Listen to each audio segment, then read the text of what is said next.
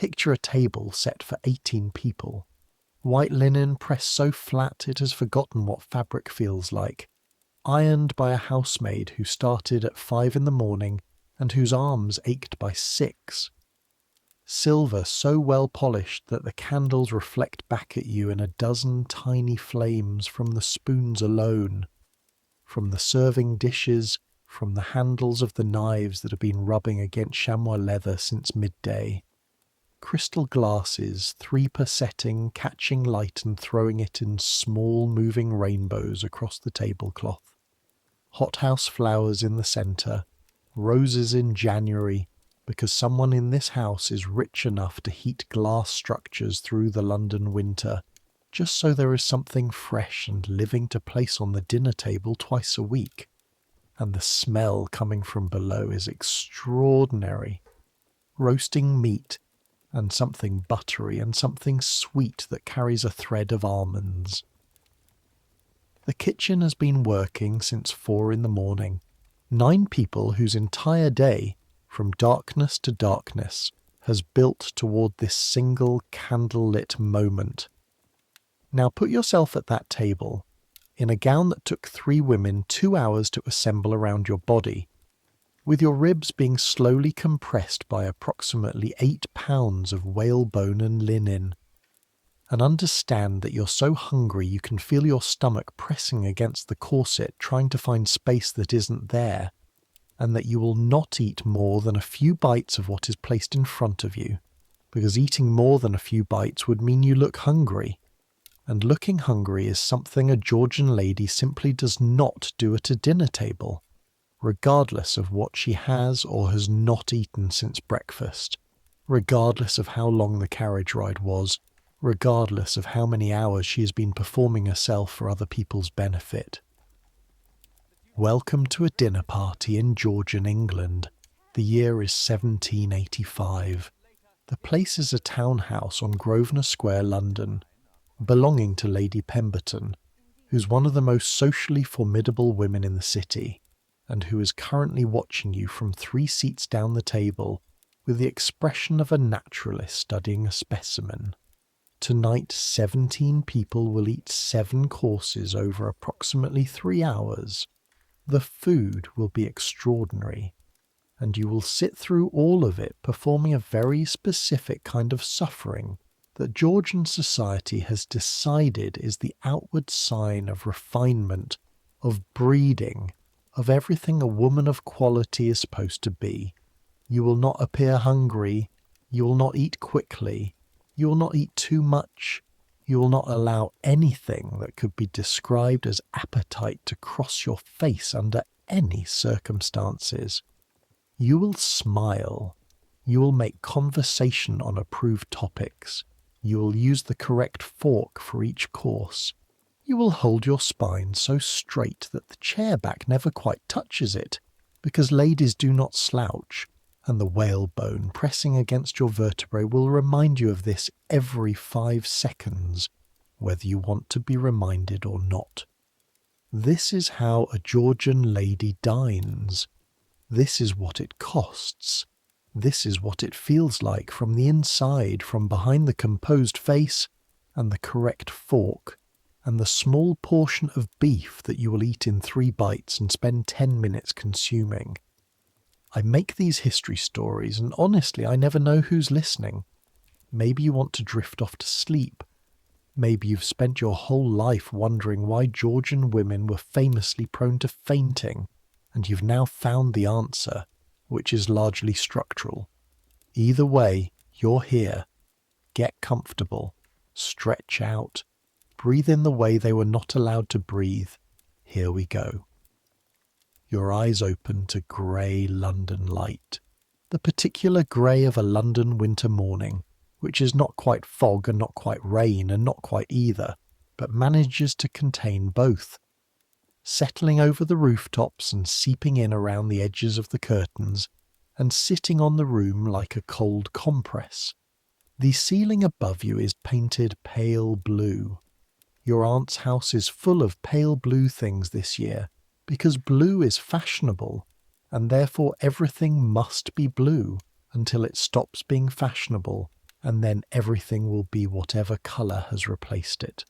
The walls are blue, the upholstery is blue, the ribbons on your good walking dress are blue. Someone in this house has spent considerable money being fashionable, and the blue is the visible result. For approximately 2 seconds, lying in the warm, narrow valley of the bed, you don't remember what day it is. Then Sarah knocks and says 7 o'clock, Miss Hartley, and the 2 seconds are gone, and you remember everything. Today is the 15th of January, 1785. You're 19 years old. You are Miss Eleanor Hartley, second daughter of Sir Robert Hartley of Wiltshire, and you are in London for your second season, residing at the house of your Aunt Mrs. Arabella Stanhope on Brook Street, and tonight is Lady Pemberton's winter dinner on Grosvenor Square. You stare at the ceiling. The fire in your room died sometime in the night.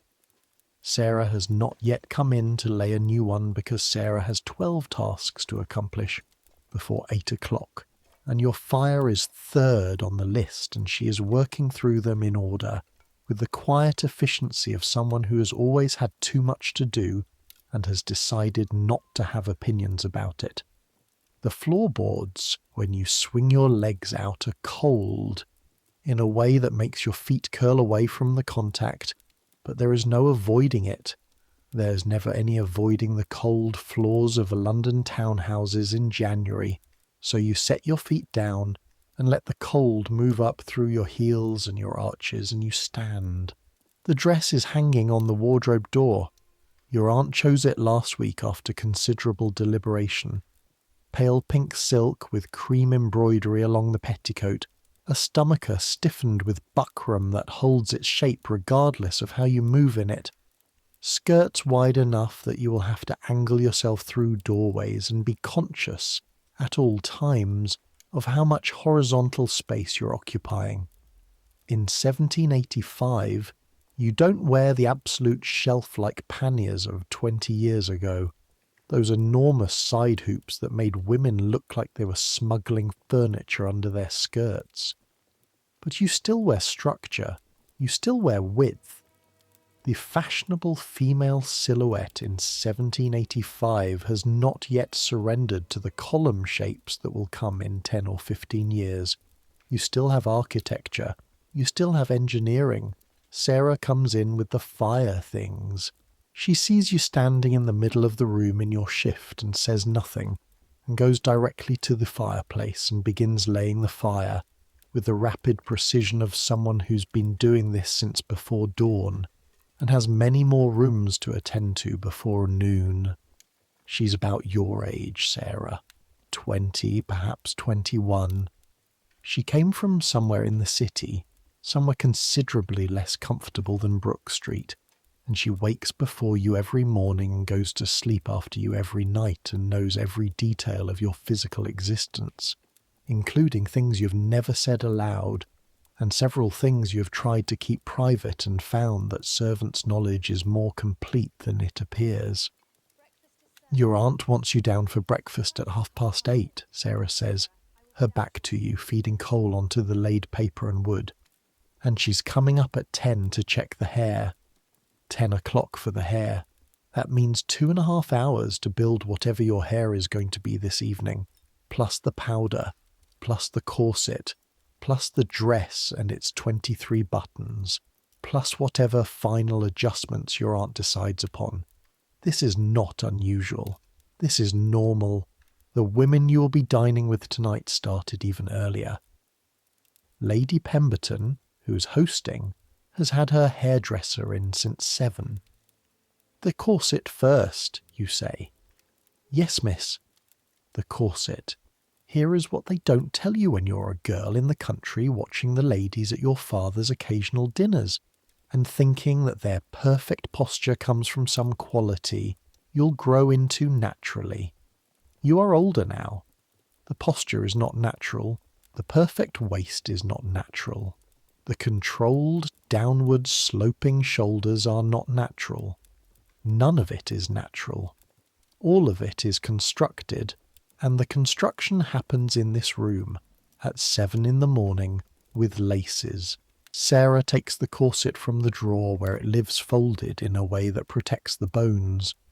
It is cream-coloured, or was cream-coloured at some point, though it has been through enough use that cream is somewhat aspirational at this stage.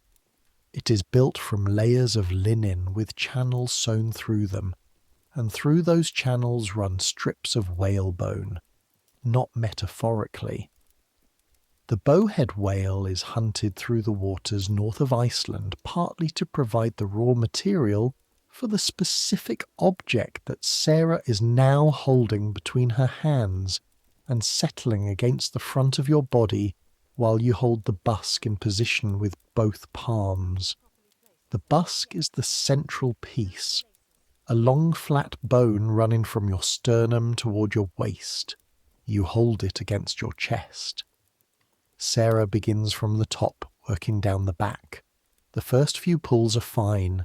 The garment tightens, takes shape, begins to do its work, which is partly to hold the gown in the right relationship to your body and partly to create the straight-backed posture that is the visible hallmark of a woman of quality. You feel your spine straighten without any effort. The bones are doing the straightening. Then Sarah begins to actually pull. "Tell me when," she says. "Not yet." She pulls again. Your ribcage compresses inward, not dramatically, an inch approximately on either side. You breathe, assess, find the new rhythm of your lungs operating in reduced space. Not yet. Another pull. The back laces bite into Sarah's palms.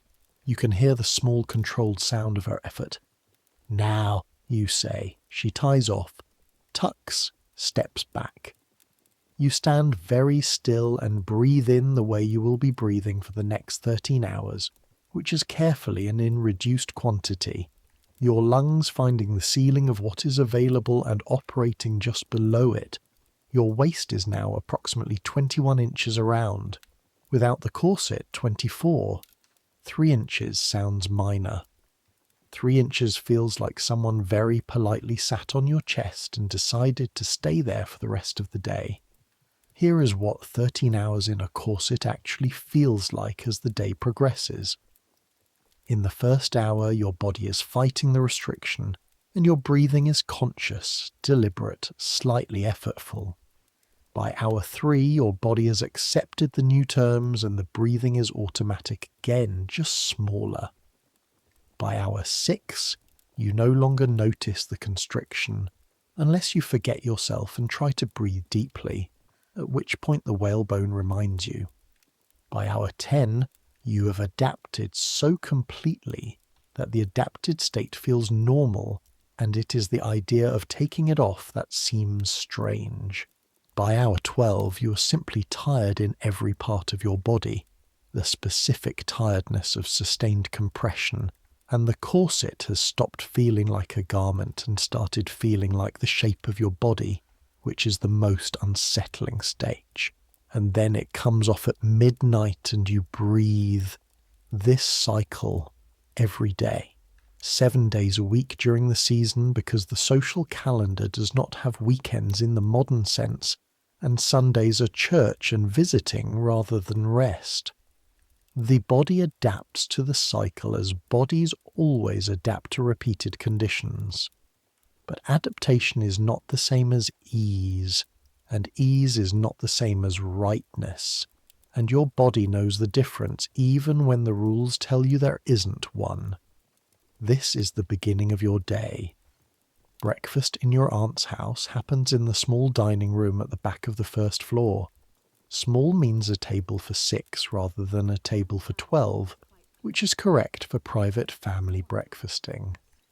Public rooms for public occasions, private rooms for private ones. The line between the two is maintained with the same care that most people reserve for religious observance. Your aunt is already at the table. Mrs. Arabella Stanhope is 43 years old and looks it in the way that a woman who has spent 20 years navigating the social machinery of London looks 43.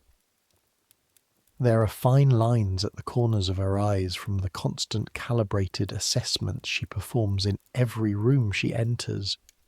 She has your mother's cheekbones and a way of looking at people that makes them feel they are being very quietly measured and found adequate or wanting.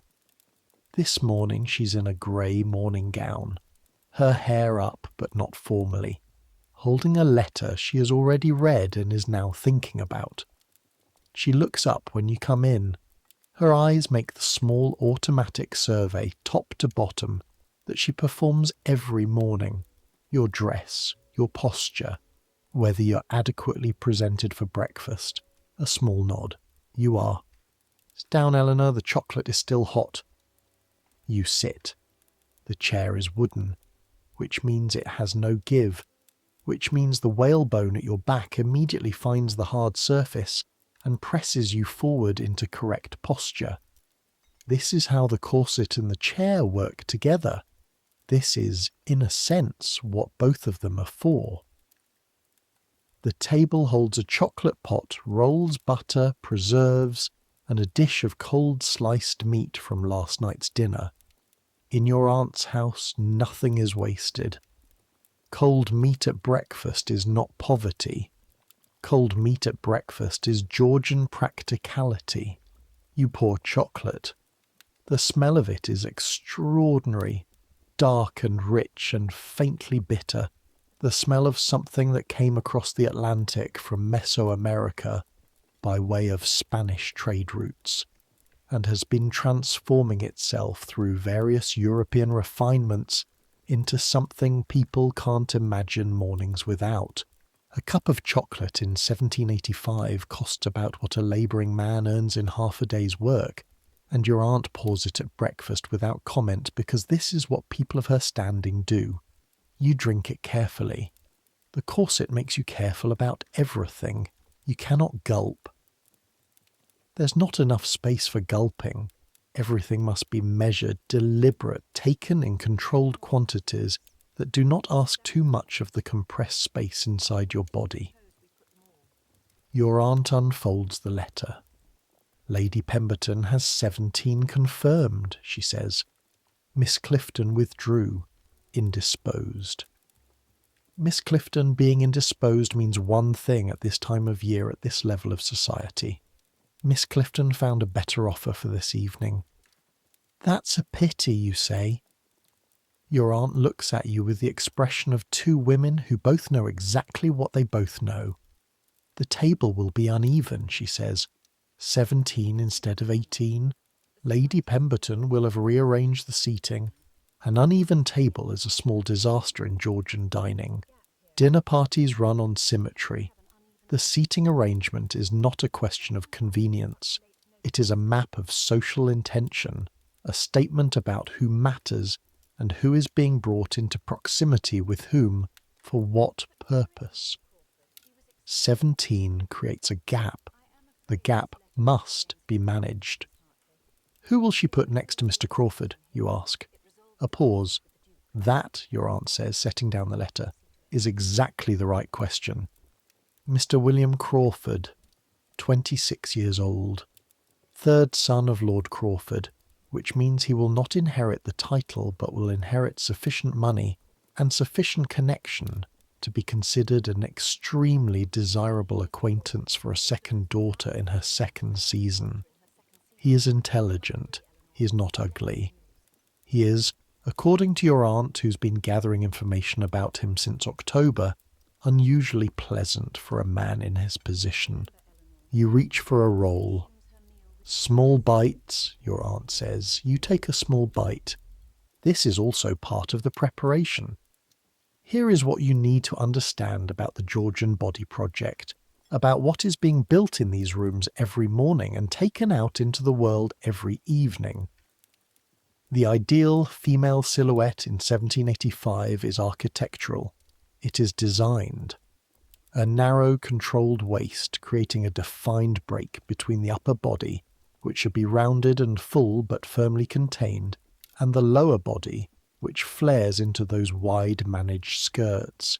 The neck long, the shoulders sloping in the specific way that communicates that they have never been required to carry anything heavy. The bosom present, but not aggressive. Everything speaks. Every element of how a woman of quality presents herself is a language. The smallness of her waist says she has a maid to lace her corset, which says she is not poor.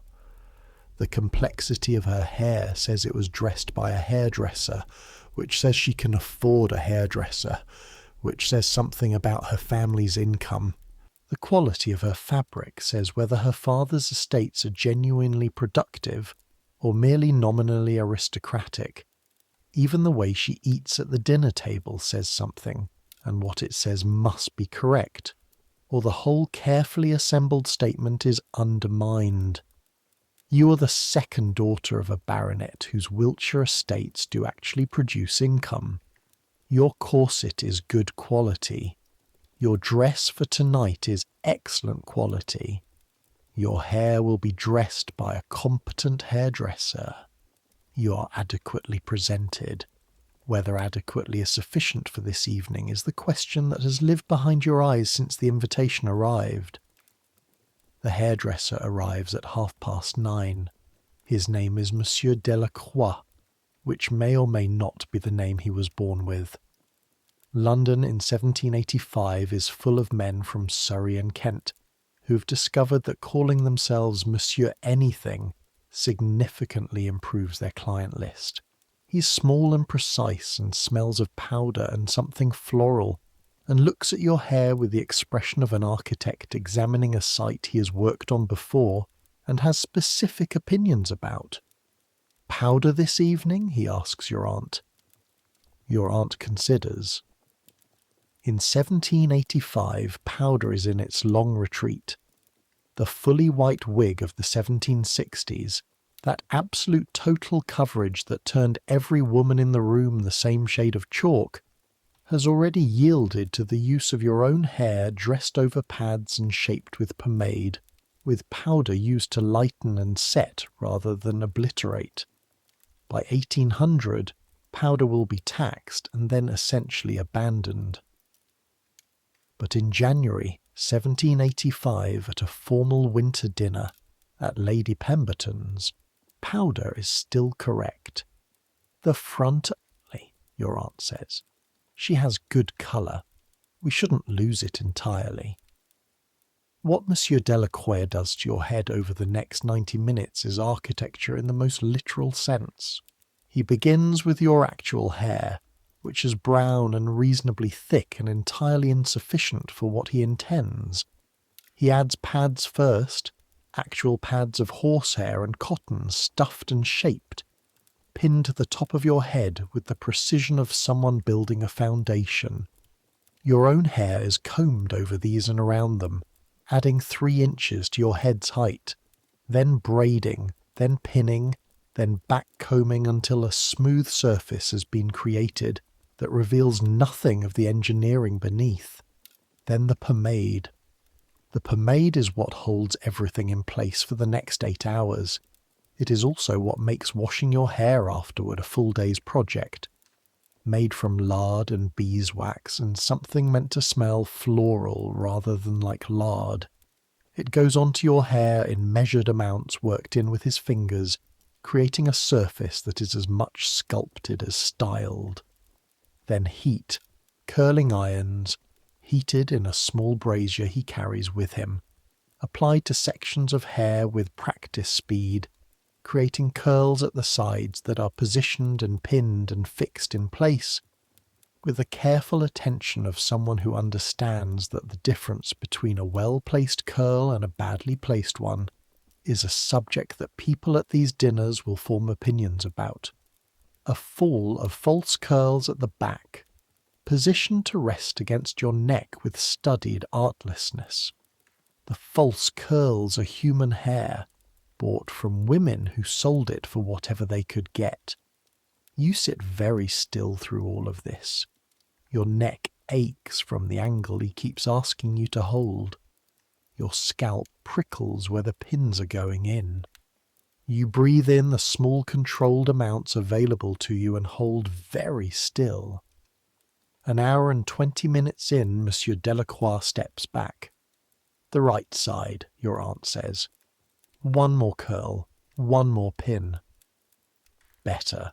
Then the powder room, a small space off your dressing room fitted with a cloth to protect your gown, where you hold your breath while he applies the starch powder in careful clouds over the front of your arrangement, setting it and lightening the brown towards something between gold and pale. 2 applications with a brush used to remove what has drifted to your shoulders. Done. You look in the glass. The woman looking back is not entirely you, or rather, she is you assembled from ingredients, from whalebone and pomade and horsehair and starch and someone else's hair, and 30 hours of other people's labour, and the combination is beautiful in the specific, controlled, expensive way that communicates precisely what it is meant to communicate. She is beautiful, this assembled woman. She's also uncomfortable, and has been for 2.5 hours, and will remain uncomfortable until approximately midnight. At 4:30, your aunt begins the briefing. She does this before every significant social engagement. The 2 of you in the drawing room with tea, going through what will happen and what is required, because the difference between knowing the rules and executing the rules in front of 17 people, including the Marchioness of Dunmore and Mr. William Crawford, is the difference between a map and a territory. And territories have consequences for errors that maps do not. Lady Pemberton's house, your aunt begins. You know the layout. Front reception rooms on the first floor. The dining room runs the full depth of the house, 17 at table, which means it will still feel full. You've met Lady Pemberton twice. You know her manner. Lady Pemberton's manner is gracious and assessing in equal measures. She's been running these dinners for 20 years and can evaluate a guest's social positioning within 30 seconds of their entering her drawing room. The guests, your aunt's small notebook, maintained like a general's battle orders. Lady Pemberton and Sir George, who is pleasant and not interesting. Miss Pemberton, the elder daughter, in her 3rd season and beginning to show it in her expression. Lord and Lady Ashworth, who are important. The Marchioness of Dunmore, who is 73 and magnificent and says whatever she likes and has been doing so for 50 years, and no one contradicts her because she is 73 and magnificent. Mr. and Mrs. Fellows from Norfolk. Captain Hammond, recently back from the West Indies, still carrying some of that climate in his face.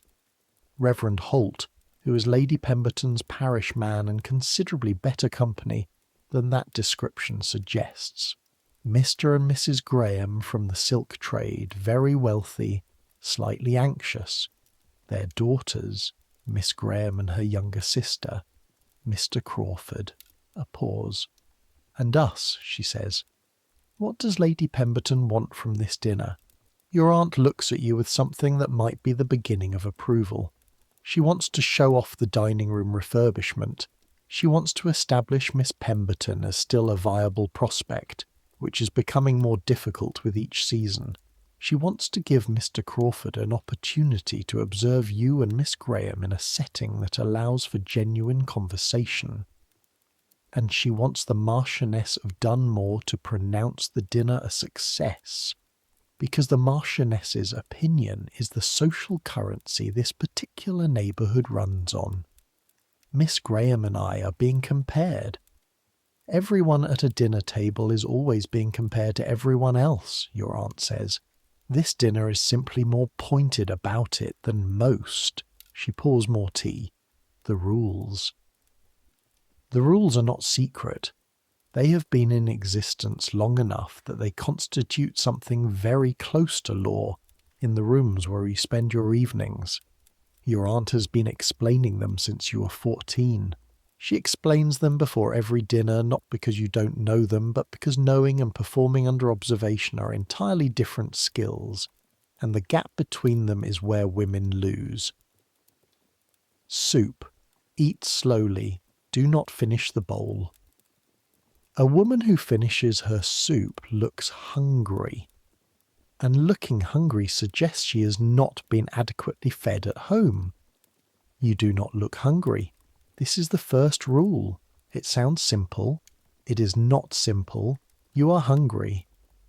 You've been hungry for most of the afternoon because you ate a small breakfast and a moderate luncheon and nothing since. And the smell coming up from Lady Pemberton's kitchen is going to hit you in approximately 3 hours, and your body's going to make its argument very clearly. You will not listen to it. Not in public. Fish is lighter, your aunt continues. Fish is considered more appropriate for feminine appetite. You may eat more of the fish, but still slowly, and with no expression that suggests you're eager for it. The servants watch, and servants report. Servants do report. The information network that runs through Georgian domestic service is more complete than any newspaper. Every servant in every house on Grosvenor Square is in communication with every servant in every other house, and the information they exchange includes what Lady So-and-so ate, and how she ate it, and what her expression was while doing it. The meat courses, small portions. If you are offered more, you decline. Every time? Every time you are in company. At home, eat as you like. In company, the portion you are first served is the portion you accept as sufficient. In company. This phrase governs your entire existence for the duration of the season. In company means in any situation in which you may be observed and evaluated by the social network that will determine what your life looks like in 5 years. And the in-company rules are specific enough that they could fill a book. And in fact, several books have been written that contain precisely these rules. Books with titles like The Lady's Companion and The Complete System of Deportment and The Young Woman's Guide to Polite Society. Books that your aunt has in a small shelf in her dressing room, and which you have read more carefully than you have read anything else in the past 2 years. Including the novels that were supposed to be your education. The books say, at table, a lady eats with delicacy. They do not say what delicacy means in practice, so let me tell you what it means in practice, what it means to eat with delicacy in 1785 in a dining room on Grosvenor Square. It means that the soup is taken from the side of the spoon and never the tip. It means that bread is broken, never cut with a knife, and broken into pieces of a size that can be eaten in one bite. It means that a lady never scrapes her plate, never lifts her plate, never tilts her plate to reach the last of the sauce. The last of the sauce is not for her. The last of anything is not for her. It means that fish is eaten with a fork and that bread is the implement for managing things that slide. Not a second fork, not a knife, not your fingers.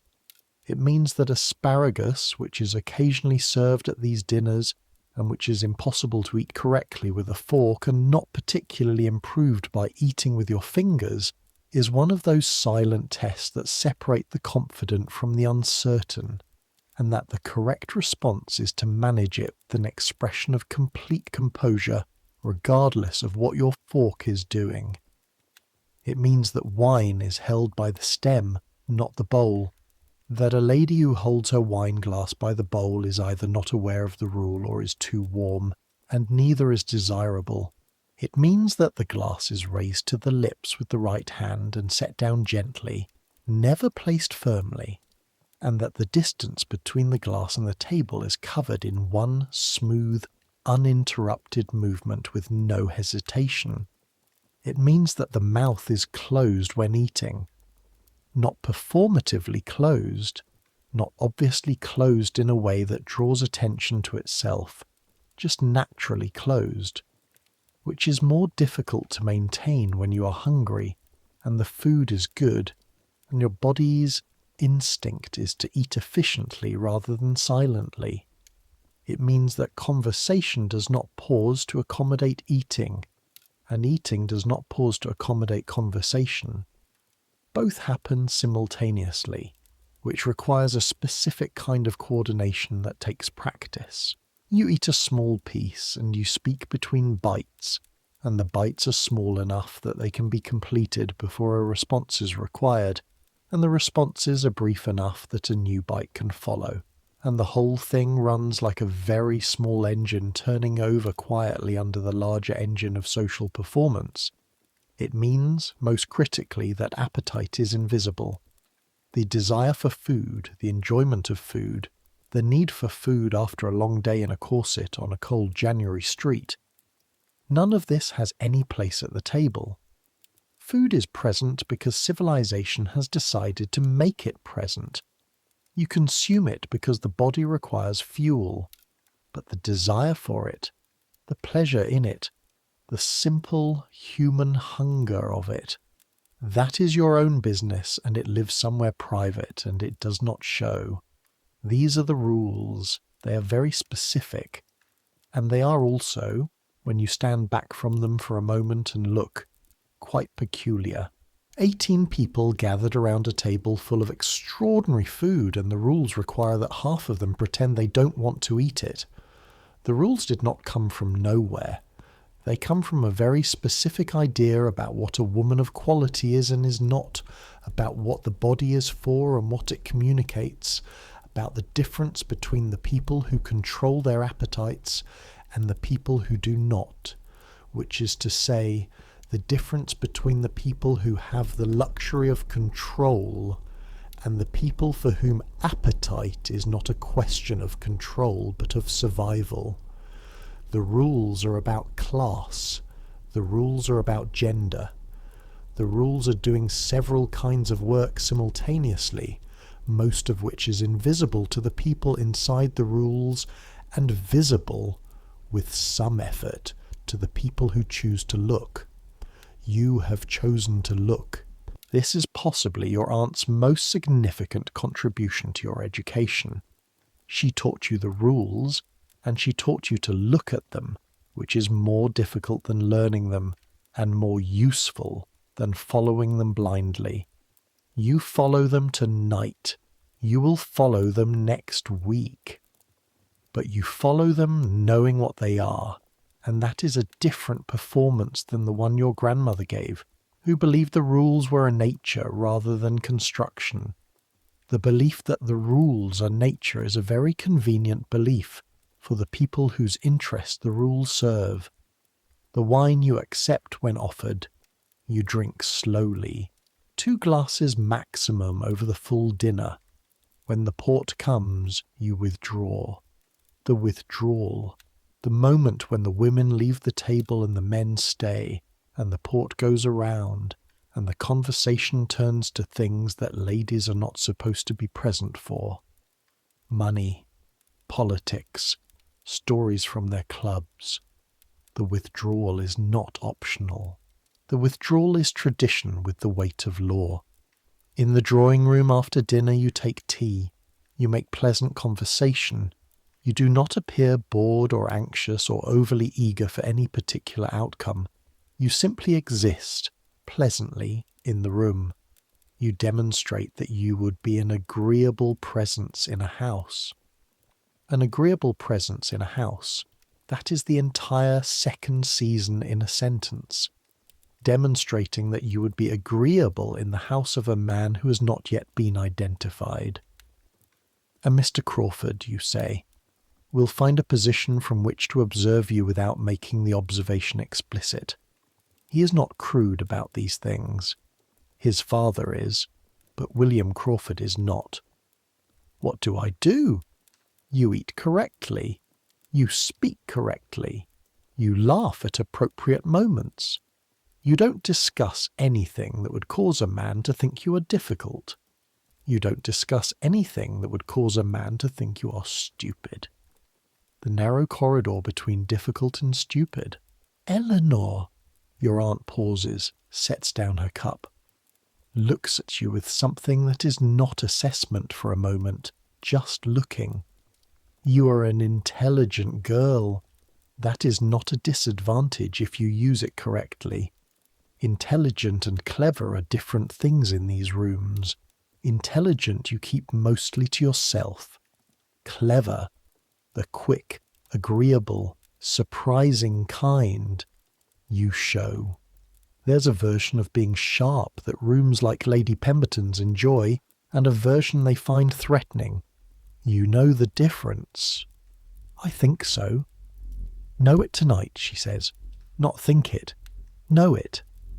The clock on the mantelpiece strikes 5. Carriage at 6, she says, rising. Be ready. The dress goes on at 5:15.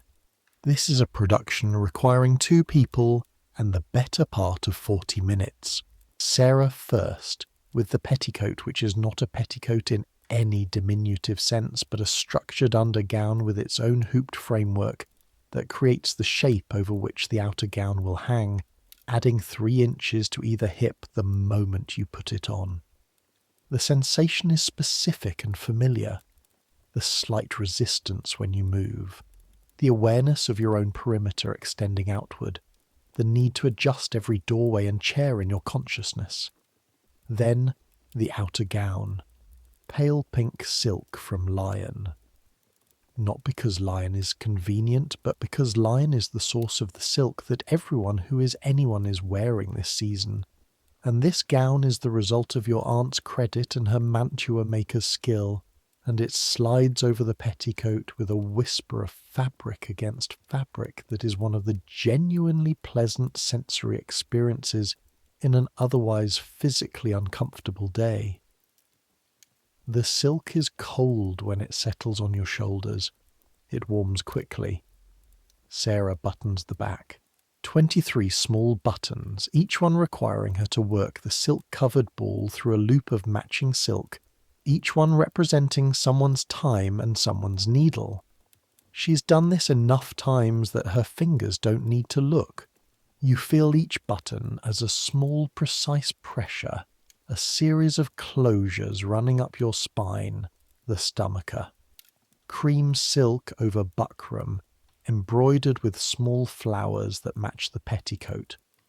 Pinned into the open front of the bodice, creating the flat controlled centre panel that is one of the defining visual elements of the dressed Georgian woman.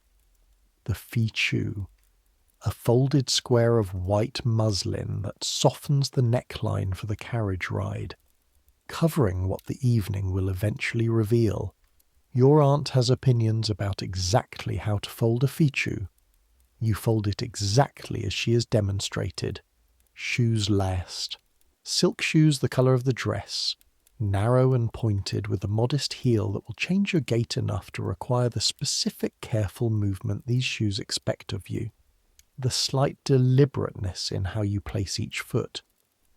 Sarah holds up the glass. You look. You look at the assembled version of yourself and feel, as you always feel in this moment, the slight strangeness of it. Not unpleasant precisely, more like looking at a very accurate portrait of a version of yourself that has been constructed by consensus, by the agreement of everyone who has decided this is what you should look like and has laboured to bring it about. She is beautiful, this version. She is also 6 hours from relief. You breathe. The corset reminds you it is there. You go downstairs. The carriage arrives at 6:30. Grosvenor Square in January is dark because London in January is dark by 3 in the afternoon and has been dark for hours. But it is dark in a specific managed way. Link boys with their pitch torches stand at the carriage doors as they pull up to the houses. The buildings are lit from within, their windows warm amber against the black night. Flambeaux burn on either side of Lady Pemberton's front door, throwing unsteady orange light down the steps and across the faces of the footmen standing above in the cold, holding themselves perfectly motionless in that specific way of well-trained servants who've decided that discomfort is not something that applies to their public existence. Your carriage waits behind one other. Lady Pemberton's footmen are managing the queue, 2 of them in dark blue livery with silver buttons, their hands clasped behind their backs, their breath making small clouds in the air. The carriage door opens, your aunt descends first. Then you, carefully angling the width of your skirts through the door, testing the step before your weight follows, keeping your back straight, your face arranged in the expression of a woman who has arrived pleasantly at a pleasant destination. 40 feet of January air between you and the door. Cold enough that it gets through the police immediately and settles along your spine. You cover the 40 feet correctly, neither hurrying nor dawdling, neither looking at your feet nor casting your eyes around.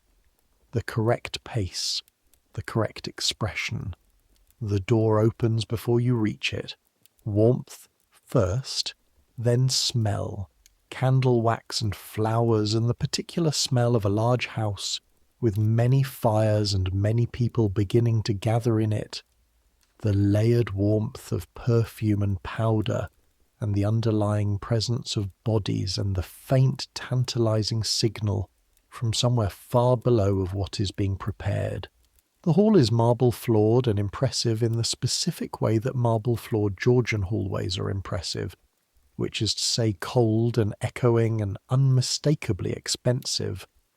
A staircase rises from the centre with a balustrade carved from pale stone. Candles in glass sconces on the walls. A footman takes your pelisse and your aunt's. Your fichu remains, for now. Another footman, at the drawing-room door, waits for your aunt's name. Mrs. Stanhope and Miss Hartley. He announces you. You walk through. The drawing-room before dinner is the overture. It is where everyone arrives and where every arrival is catalogued. It is where the social mathematics of the evening is performed in advance of the actual dinner. Every position and proximity meaning something, every greeting carrying information about alliances and impressions, and what the hostess has decided to try to accomplish with the next 4 hours. The room is half full when you enter. You do the rapid assessment you've been learning to do efficiently, the quick mapping of who is present and where and what it means. Lady Pemberton near the fire in dark red, her expression pleasant and evaluative simultaneously. Sir George nearby, already looking slightly as though he has eaten a heavy lunch and would prefer a chair. Miss Pemberton, the third season brightness, talking to her own mother with the rigid animation of someone performing enjoyment. The Marchioness of Dunmore is in the best chair, which she occupies with the complete authority of a woman who has been in best chairs for 60 years and considers the question of whether she's entitled to it entirely settled. She is wearing purple silk and actual diamonds, and she's holding court in the way that only very old women who have survived every fashionable crisis and every social upheaval can hold court, with the serenity of someone who has nothing left to prove to anyone in this room. Mr. Crawford is by the window. He's approximately what your aunt described. Medium height, broad-shouldered, wearing a dark coat with good plain buttons. Brown hair, not powdered, because he is young enough and modern enough to have begun the shift a year or 2 ahead of most men his age. He is speaking with Captain Hammond, the tanned West Indies returnee, both of them in the posture of a conversation that is genuinely being conducted rather than merely performed. He has not yet looked toward the door. You do not look at him again. Miss Graham is in the corner with her sister.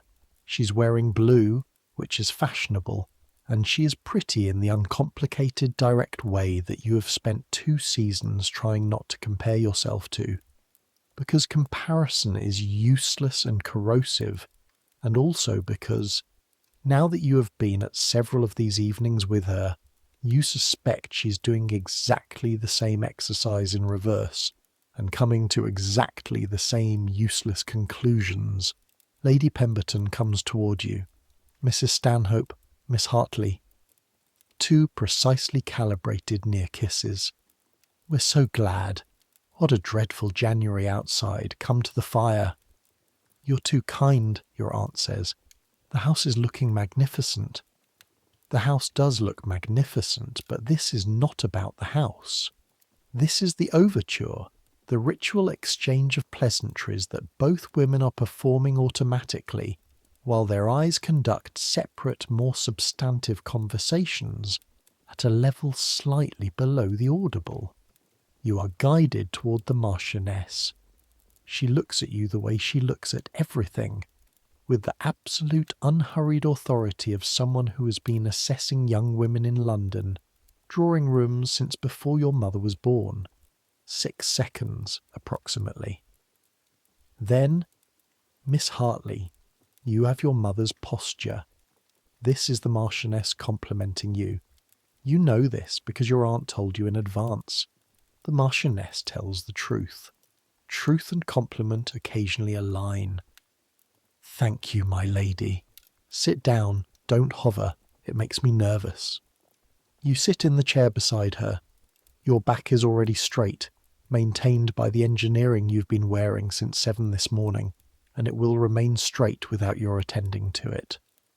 She sips something that appears to be wine and looks at you with the expression of a woman who has decided to be curious. 2nd season? Yes, my lady. A pause. What do you think of this room? Honestly. You think the new wallpaper is a shade too intense a blue, that it gives the impression of someone who decided that more of a good thing is always better, which it is not. But you say, the new wallpaper is very fashionable. The new wallpaper, the Marchioness says, looks like someone confused enthusiasm with taste. It gives me a headache. But you are right not to say so, because you don't know me yet, and saying so would have been a gamble. That's the difference between fashionable and perceptive. Learning which rooms want which is most of the education. She's looking across the room at Mr. Crawford. You are not looking at Mr. Crawford. Good, she says. Don't look. That's the right answer. A pause. He's a good young man, she says. Decent character under the usual nonsense. His father is less interesting. You say nothing. Also correct, she says. She sounds mildly pleased. The butler appears in the doorway. Dinner is served, and here is where the performance acquires its highest stakes. The arrangement into pairs for the procession to the dining room is social theatre, with a programme that everyone follows. Lady Pemberton on Sir George's arm, leading, Lord and Lady Ashworth. The Marchioness on Mr. Crawford's arm, because she outranks everyone in the room, and he has been assigned the honour and the corresponding obligation, which means he is at the top of the table, which means you are not next to him. Your aunt catches your eye for approximately 1 second. Her face does nothing, but her eyes convey the complete calculation in that second. She has assessed this. She has recalibrated. She has a plan. You proceed to the dining room on the arm of Reverend Mr. Holt, who is a genuinely kind man with ink-stained fingers and a clergyman's mildness, and who is approximately the least strategic partner available to you this evening, which tells you exactly where Lady Pemberton has placed you in the social architecture of tonight's table. Not a disaster. But not the elevation either. The dining room. Let me tell you about this room, because this room matters. It runs the full depth of the house, as your aunt said, which makes it long, and at full extension the table fills it with room for the footmen to move along the sides without crowding the guests. 3 candelabras down the centre, 12 candles each, plus wall sconces along both sides. 40 candles in this room approximately. The quarterly candle account for a house running these entertainments twice a week through the winter season is a number that your father in Wiltshire would mention once and then decide not to think about. The table is set with everything you would expect and some things you would not.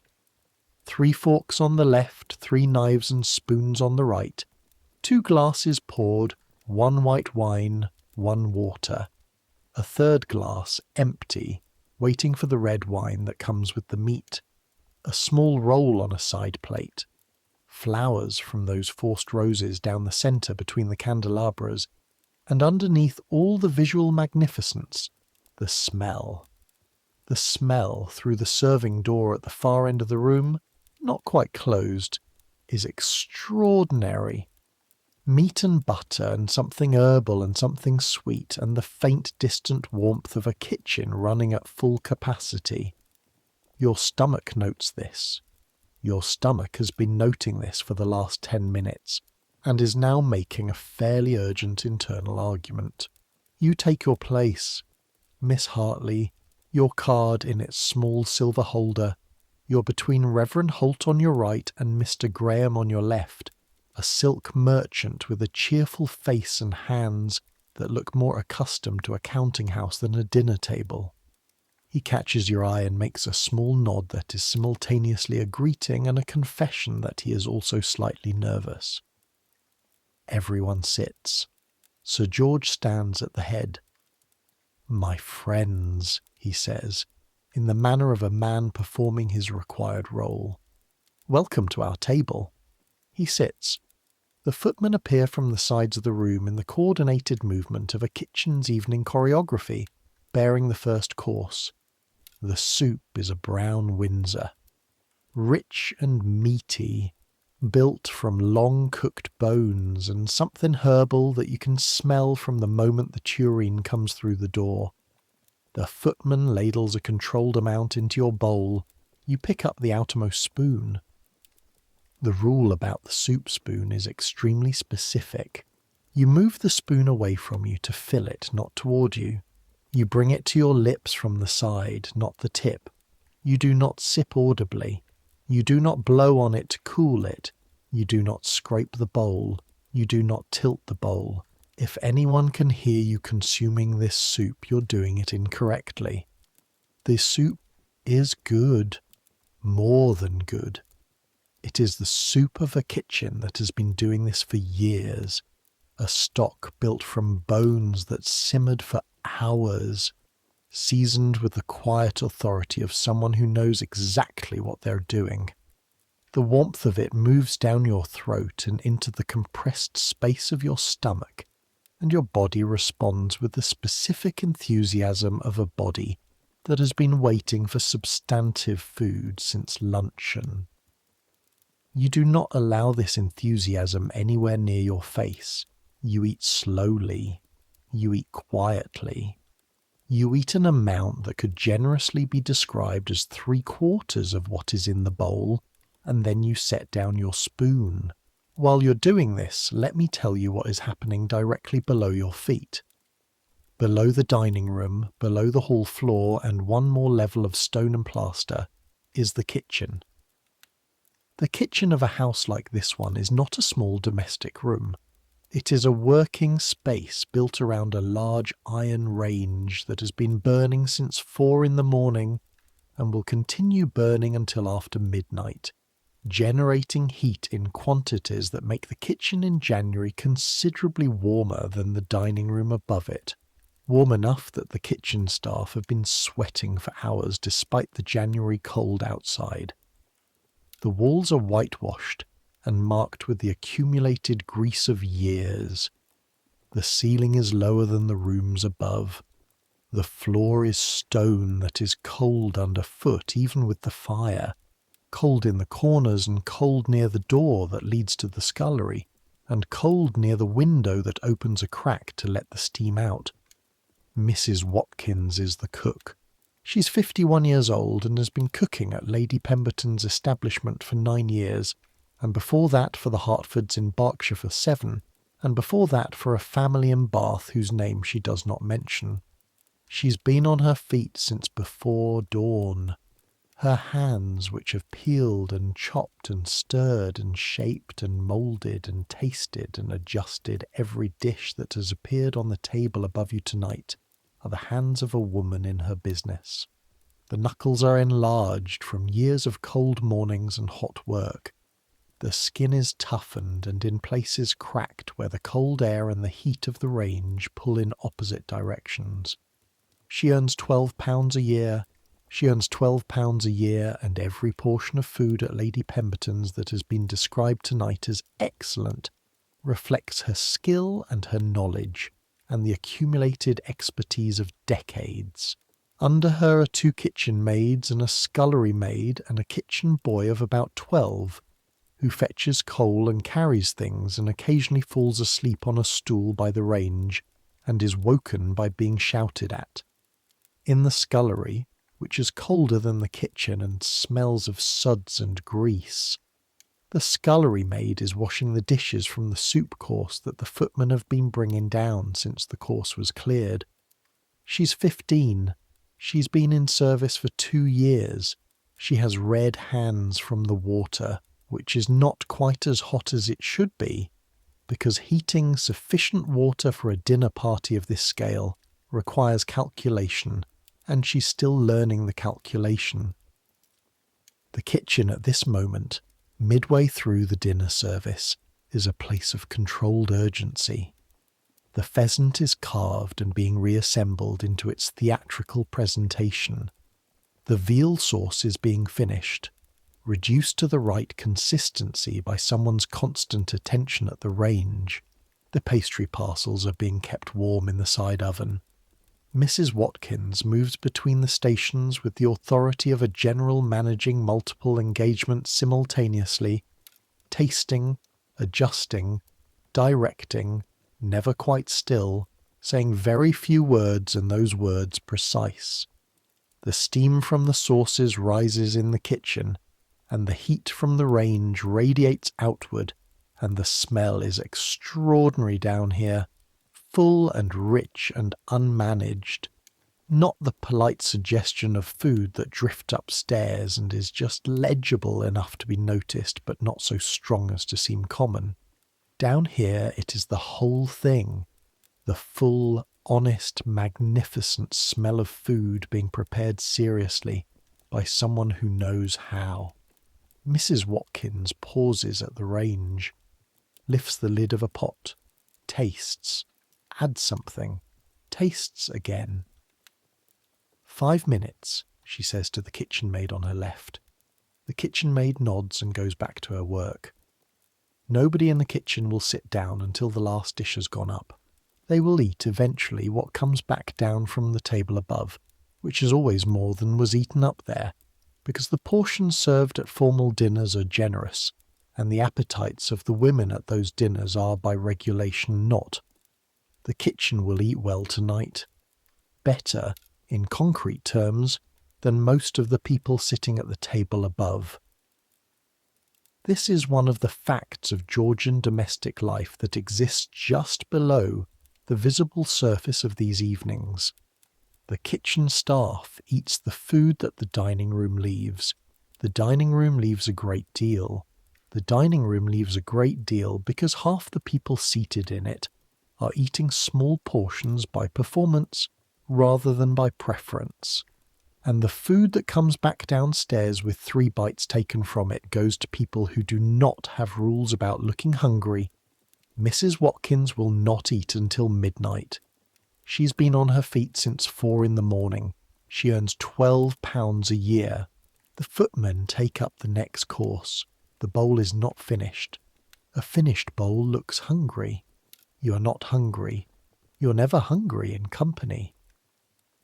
"How are you finding the season, Miss Hartley?" Reverend Holt asks. You turn to him. Course 1 is conversation with the person on your right. This alternation is not optional. It is the structure of Georgian dinner conversation, the mechanism by which 17 people manage to talk to one another over 3 hours, without anyone being consistently neglected. Very pleasant, you say. London is always somewhat overwhelming at first, but one finds a footing. This is the correct response. Not the only response, but the correct one for a second-season young woman talking to a clergyman at a first course. Quite so, he says. He has mild eyes and a scholar's slight distraction. January is the hardest month, I always think. Everything just starting, not yet settled into the rhythm. Do you enjoy these evenings, you ask, a small pause. The people, yes, he says. The machinery of them somewhat less. When you spend your mornings in the parish and your evenings here, he stops, adjusts. It's not a criticism. Lady Pemberton does a great deal of genuine good. The contrast is merely notable. The candles alone must account for a considerable charitable donation in paraffin, you say. He makes a sound that is almost a laugh and swallows it. The footmen move around the table, removing soup bowls. The fish course, sole, poached in wine and cream with something aromatic underneath, presented on a dish with the precision of a kitchen that knows how things should look. A footman serves you a portion. The sole is white and delicate, the sauce cream and golden-edged where it is reduced around the fish. Fish is lighter. Fish is acceptable. The rules around fish give you slightly more latitude than the rules around meat, and you use it. Eating at a pace that actually allows you to taste the thing, the sole is wonderful, genuinely, uncomplicatedly wonderful. The flesh comes apart at the pressure of the fork in clean white layers, and the sauce is cream and wine and something that might be tarragon, and the warmth of it in your stomach is a specific, intense relief. You eat half the serving and set down your fork. Half, not all. How are you finding London, Miss Hartley? Mr. Graham asks, turning to you as the second course begins, because the turn to the left is now required. Very interesting, you say. I find the scale of it still extraordinary, even in my second season. He nods, with the expression of a man who has been in London for 20 years, and has not found it extraordinary for 19 of them, but recognises the accuracy of the observation in newcomers. We supply Lady Pemberton's mantua maker, he says, with the careful tone of a man who is not sure whether it is appropriate to mention this and has decided to try it. The silk. Some of it. French, mostly. Though we have our own English operations, the quality is different but not inferior, whatever some people think. A slight defensiveness behind this. Mr. Graham has evidently had this argument before. My dress is French silk, you say. My aunt chose it. I confess I don't entirely know the distinction. He looks slightly mollified. The weight is different. French silk for evening wear is woven with a different density. You can feel it. He stops. I've been in this trade for 20 years. I'm afraid I see the world in fabric. I imagine that's not entirely a disadvantage at a dinner party of this kind, you say. He looks at you. The wallpaper, he says very quietly. It came through our warehouse. We didn't make it, but we moved it. The wallpaper is very fashionable, you say. The wallpaper, he says, equally quietly, with a glance toward his hostess at the far end of the table, is a shade too blue. You look at your plate. You do not smile, but it is extremely close. The removes arrive. This is the Georgian dining equivalent of a change in register, the shift from the opening movements to the main substance of the evening. The tablecloth is removed by the footman in a coordinated sweep that takes everything from the table surface without disrupting the guests, revealing the polished mahogany beneath, darker and warmer in the candlelight than the white linen was. Then the dishes come out in sequence, carried from the far door by footmen who have been doing this for years. and move with the practiced efficiency of people who take pride in their invisibility. A joint of beef at one end, a roasted pheasant at the other, presented with theatrical flourish, the bird's own feathers reattached by someone in the kitchen whose skill extends to this kind of edible theatre.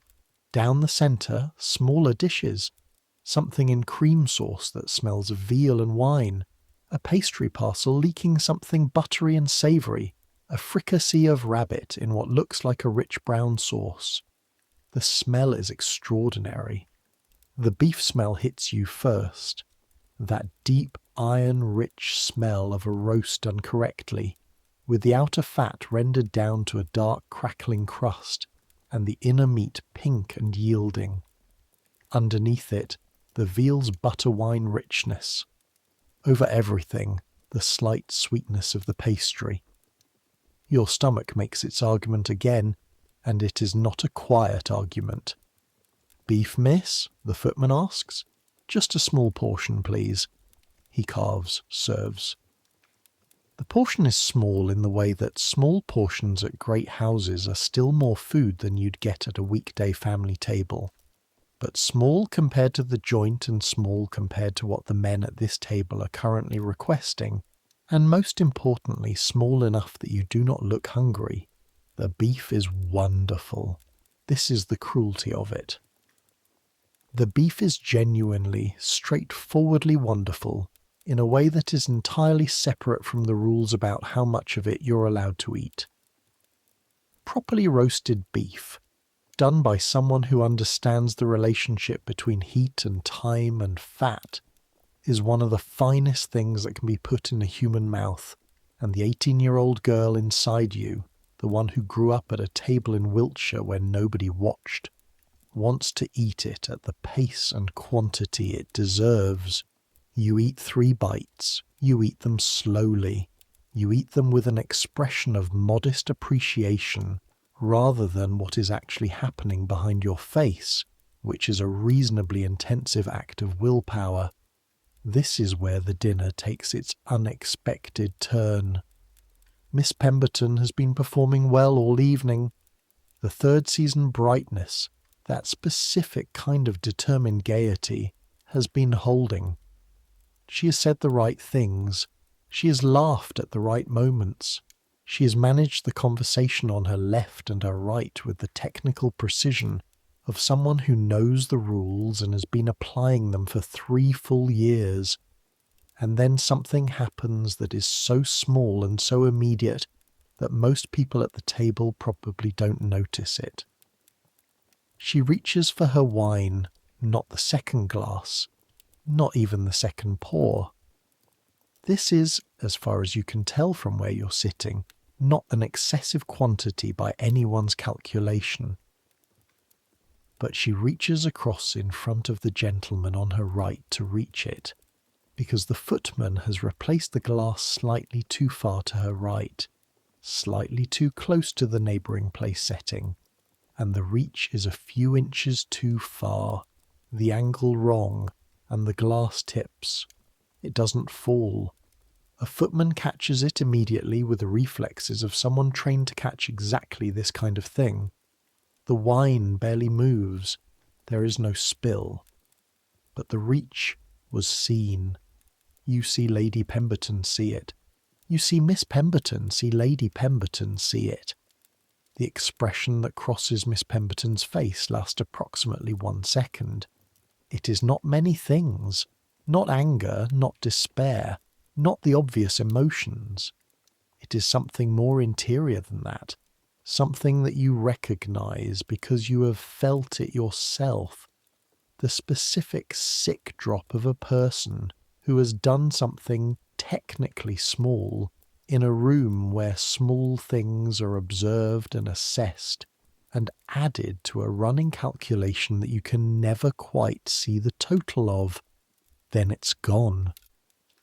Her expression returns to the correct brightness. She resumes her conversation. The footman has already moved the glass back to the right position. Nobody at the table refers to it. But it happened. You saw it happen. And in the way that a dinner table at this level works, the people who need to have seen it did see it, and the people who saw it will remember it, and Miss Pemberton knows they will remember it, and the weight of that knowledge is part of what has been sitting behind the brightness all evening. This is the part of Georgian dining for women that the rules never quite state directly. The rules tell you what to do. What the rules don't tell you is that in a room like this one, performing correctly is necessary but not sufficient protection, because sometimes the glass is placed slightly wrong, and the arm is slightly too short, and things happen. And when things happen, the room notices, and the room's memory is longer than the evening. Miss Pemberton is 22 years old, and this is her 3rd season, and her expression is perfectly arranged, and she will not let anything show for the rest of the evening, because the rest of the evening is the only thing she can control now. You look away. You eat a bit of veal. You think, 2 years is not so far away. Across the table, Lord Ashworth is engaged in a political story involving Parliament and someone's canal bill. You catch fragments. Pitt simply stood up and in 3 sentences. The Marchioness is saying something that makes Mr. Crawford's expression shift toward genuine amusement. More, miss? The footman asks. No, thank you, you say. And the small amount of beef remaining on your plate stays there, a statement about what you are and what you are not. The conversation travels across the table as the courses proceed. Captain Hammond is describing something about the markets in Bridgetown to Miss Pemberton, who is performing interest. The fruit there is extraordinary, nothing like anything you get here. A pineapple just off the plant. I imagine it's very warm, Miss Pemberton says. Extraordinary heat, Captain Hammond says. After the first few weeks you stop noticing, but then you come back to England in January and you feel it in your bones. Miss Graham, 2 seats from him, leans slightly forward. Did you find the conditions difficult? A hesitation. The climate, I mean. The climate is manageable, Captain Hammond says, in a tone that has been compressed slightly, a voice choosing its words. There are things not said at this dinner table. You are 19 and you know this. The trade that pays for the silk in Mr. Graham's warehouse, and the sugar in the pastry and the tobacco in the pipes at the coffee houses, runs on a system that polite company at formal dinners in 1785 has agreed to not name directly. Wilberforce will stand up in Parliament 3 years from now and say what many people already know. But it is 1785, and this is the dining room, and the conversation moves. The pineapple, you say. Do you find them as remarkable in England as they seem in the West Indies? Captain Hammond turns to you with the slightly surprised expression of someone who has been rescued from a conversational trap they didn't entirely see coming. Nothing compares, he says warmly. Here you get them at great expense, and they've been at sea for weeks. In Barbados, one just picked. He shakes his head. You can rent them in London, you say. The people within earshot turn toward you. You feel a small internal alarm at having said this out loud when you intended to think it. Miss Hartley, Reverend Holt says. The pineapple is a status centrepiece, you say, having committed. Fashionable households sometimes rent them for dinner parties. They are too expensive to eat, so the same pineapple might appear on 3 different tables in a week, then returned. A brief silence. Then from the top of the table, carrying without effort. Absolutely true. The Marchioness of Dunmore not turning to look at you, addressing the table as a whole. I've done it myself. The most expensive piece of fruit in the room, and nobody eats it. That, children, is what wealth looks like. Not spending money. Demonstrating that you have enough to spend it on nothing at all. A ripple of genuine laughter around the table. You become aware that Mr. Crawford is looking at you. You look at your plate, where there is a remaining piece of beef that you're going to spend the next 3 minutes consuming. "Well said, Miss Hartley," the Marchioness says, and turns back to the man beside her. But something has shifted in the room, something small and legible and useful. Reverend Holt, beside you, is suppressing a smile with considerable effort. "That was nicely done. I wasn't certain."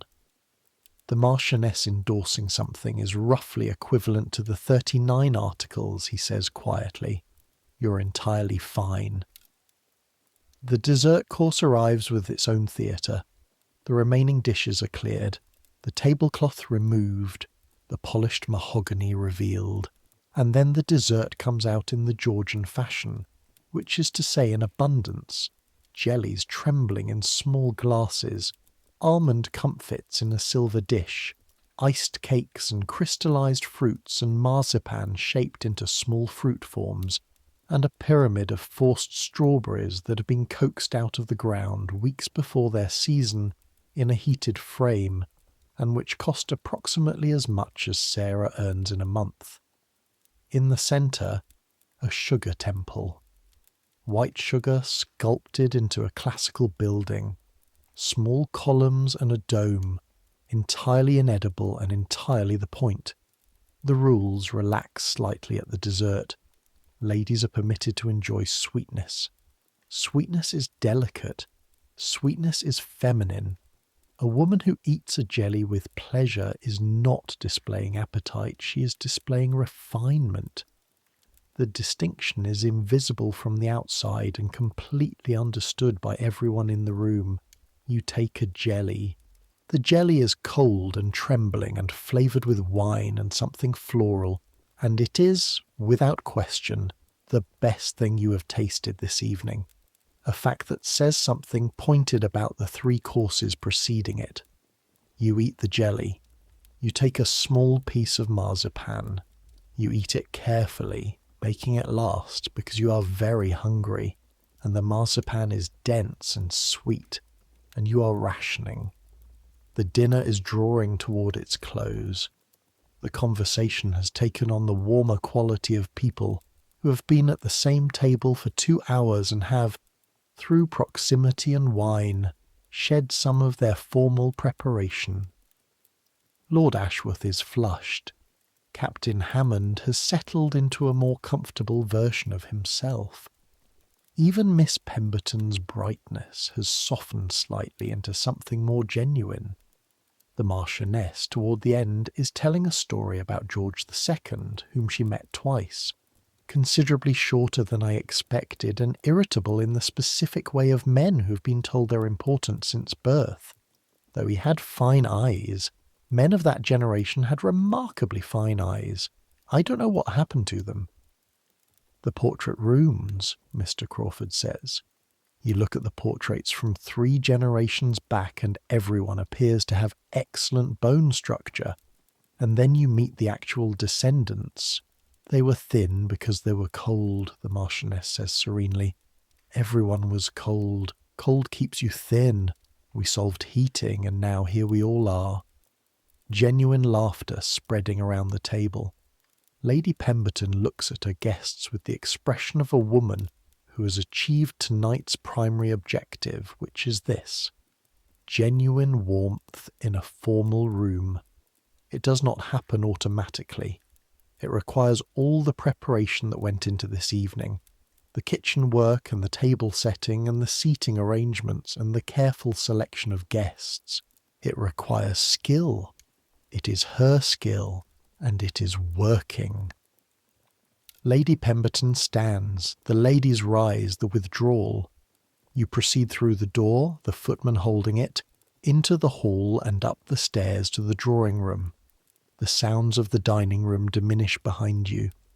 You catch 3 words as the door closes: port and pit, and a voice you don't recognize saying, "By God." Then the door settles into its frame and the dining room is sealed away. The drawing room has been prepared for you. A high fire, tea things laid out on the side table, a pot of hot water, caddies, cups and saucers, and alongside the tea, a plate of small sandwiches and biscuits and tiny ice cakes, because whoever planned this evening understood that the ladies have not eaten enough at dinner and will be hungry in the drawing room. You sit, and something in your body relaxes, fractionally, that has been held taut since 6 o'clock. Not the corset. The corset has not changed. Your ribs are still compressed, but some social tension, some held alertness, eases by a small but legible amount. You're out of the dining room, Lady Pemberton paused. I do think these smaller gatherings are so much more pleasant, she's saying to your aunt.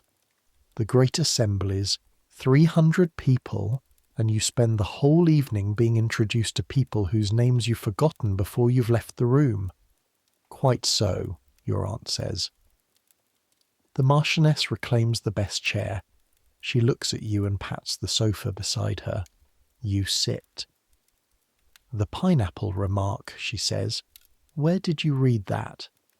My father's library, a pamphlet on the economics of luxury goods. Your father has pamphlets on luxury economics. He has a great many pamphlets on a great many things. He doesn't always read them. They arrive from various acquaintances. A man who acquires pamphlets he doesn't read, the Marchioness says, is a man with social aspirations above his station and the intelligence to be embarrassed about the gap. Nothing wrong with that. The ambitious men of 2 centuries ago are the established families of today. A pause. Crawford was watching you, she says. You say nothing. When you spoke about the pineapple, when the table laughed, he was watching. Miss Graham is very pretty, you say. Miss Graham, the Marchioness said the West Indies must be very warm. A beat. The West Indies, she continues, is not very warm. It is ferociously hot and humid and periodically attempts to kill you with fever and hurricane. Calling it very warm is the conversational equivalent of describing the Thames as a bit damp. Crawford was in Jamaica with his brother 3 years ago. He knows what the West Indies actually is. You consider this.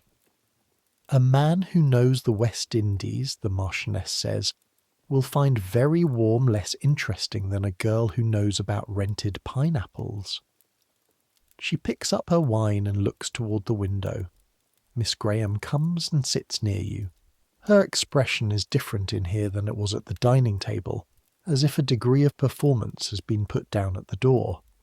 Do you enjoy these evenings? She asks. Parts of them, you say. Which parts?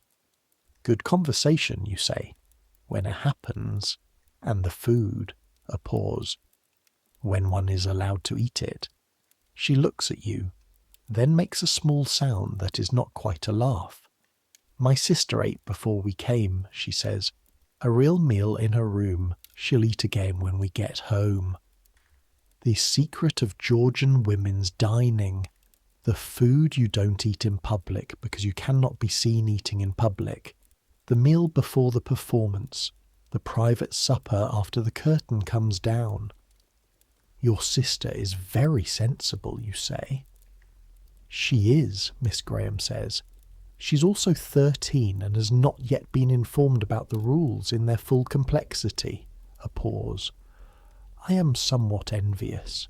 She has a directness behind the drawing-room manner that you have been noticing for 2 months and have come to find, privately, more interesting than most of what the season offers.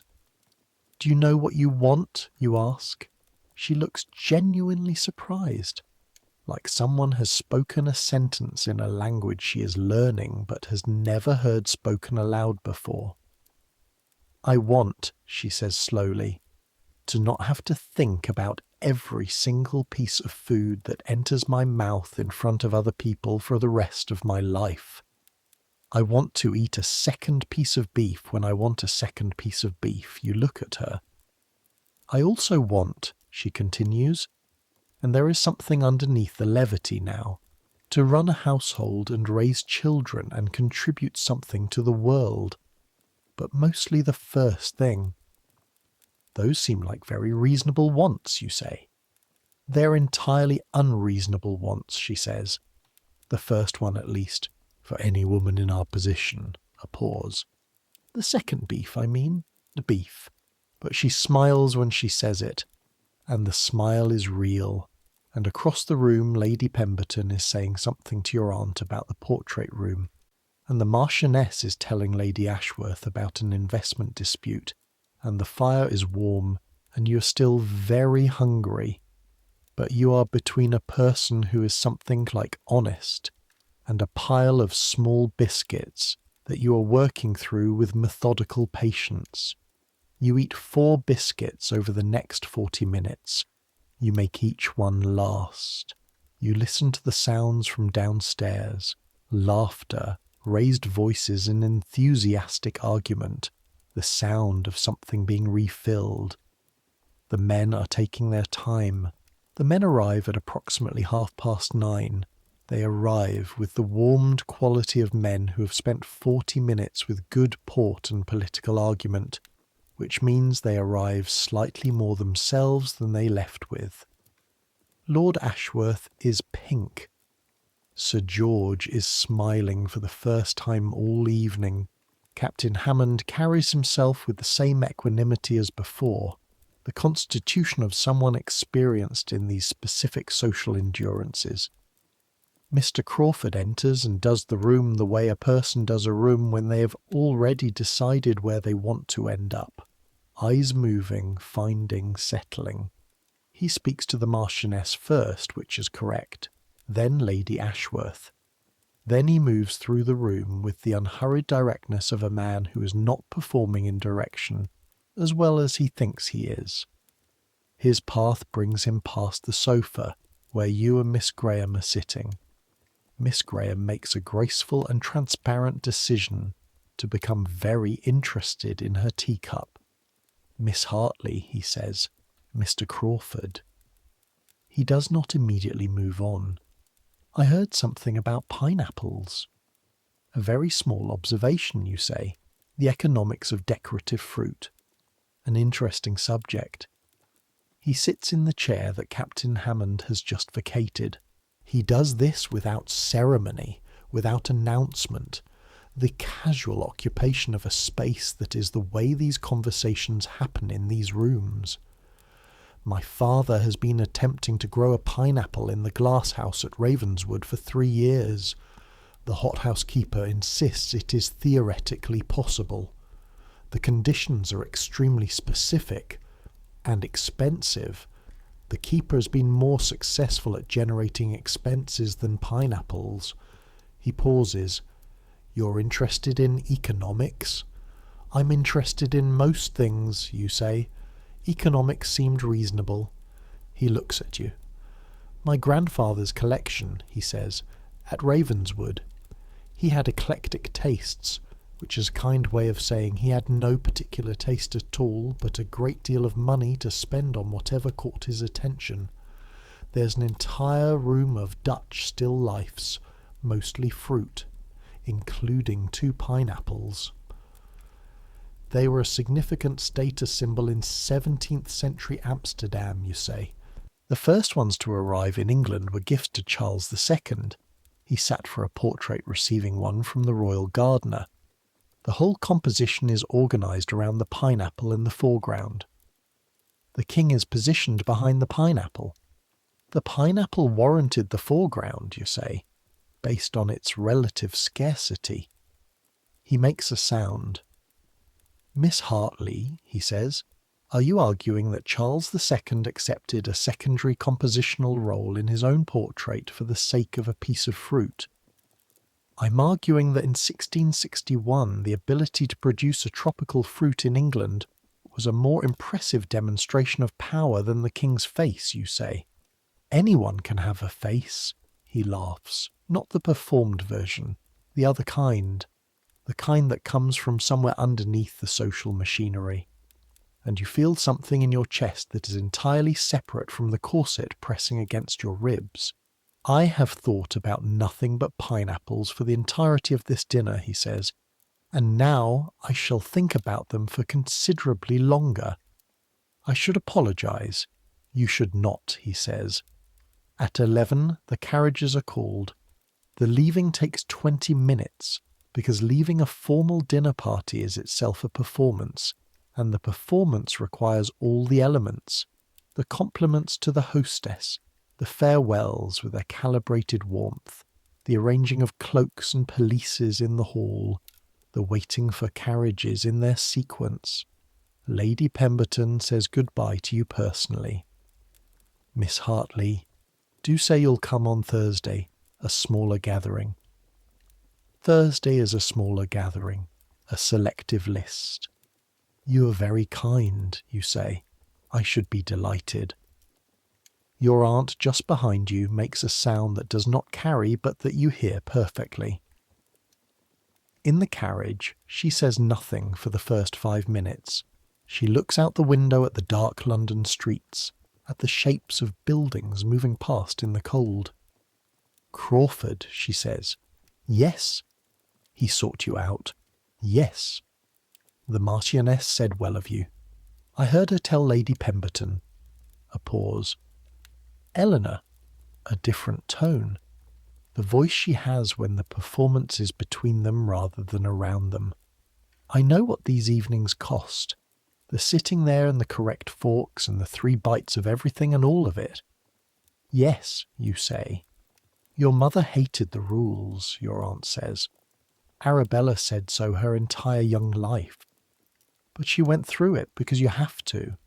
And then she went to Wiltshire and she ate dinner at her own table in her own house, without 17 people watching her, and she was happy.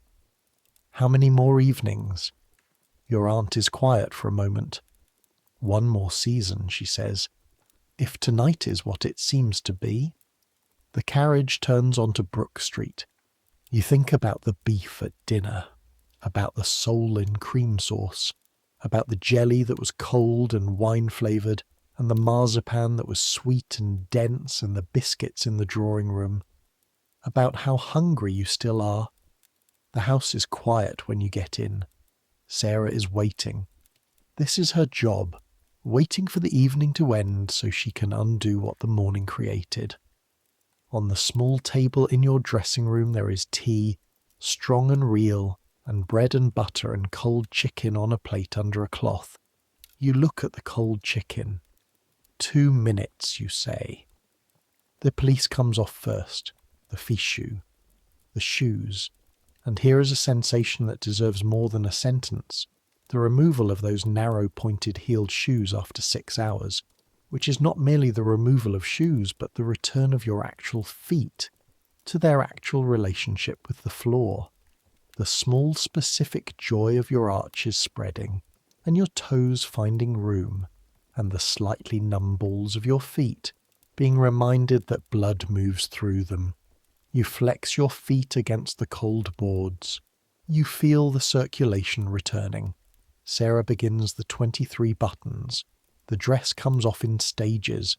Shoulders first, the fabric releasing, your arms freed, the bodice, the sleeves. Sarah takes the gown carefully, examining the silk for any damage.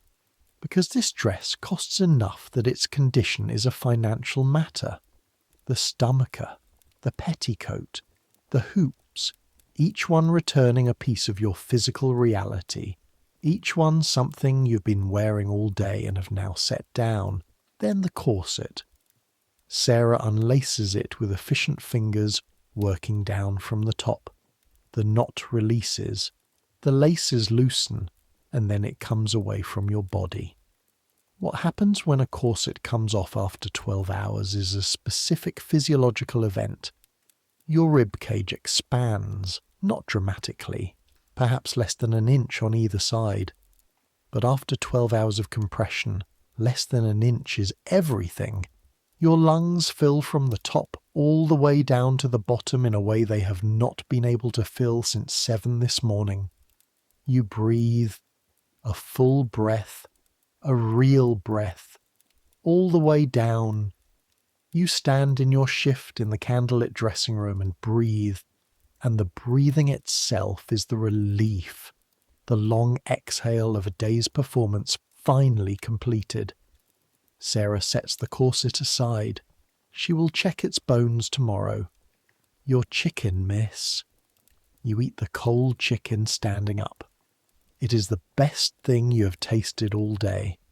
Cold chicken on a plate in a dressing room at 11 o'clock at night, eaten standing in your shift, and it is unambiguously the best thing you have tasted all day. This is an objective comment on the dinner you spent 3 hours sitting through. The bread and butter, the tea strong and direct, exactly what tea should be.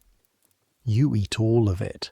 When you climb into bed, which is soft and horizontal and does not require you to be anything other than a person who has had a long day, you feel something that is partly exhaustion and partly relief and partly something harder to name, something like the feeling of a room settling into itself when the last guest has gone. Sarah blows out the candle. The darkness is complete. Somewhere outside, London continues its London things. In the weeks that follow, the rhythm of the season settles into something you can almost hold without effort. There are other dinners, other assemblies, concerts and routes, and the occasional theatre. Your aunt navigates all of it with the absolute precision of someone who has been doing this for 20 years and can calculate social trajectories the way a navigator calculates the angle to a distant shore. You watch her and you learn. There are 7 dinners in January alone, 7 occasions on which you assemble yourself, consult the rules, eat 3 bites of excellent food, and manage the invisible machinery. Some evenings are easier than others. Some evenings you go home and eat cold chicken and feel the relief of the corset coming off and sleep well. Others you lie awake going through the dinner in your head, checking every moment for errors, finding the consequent anxiety.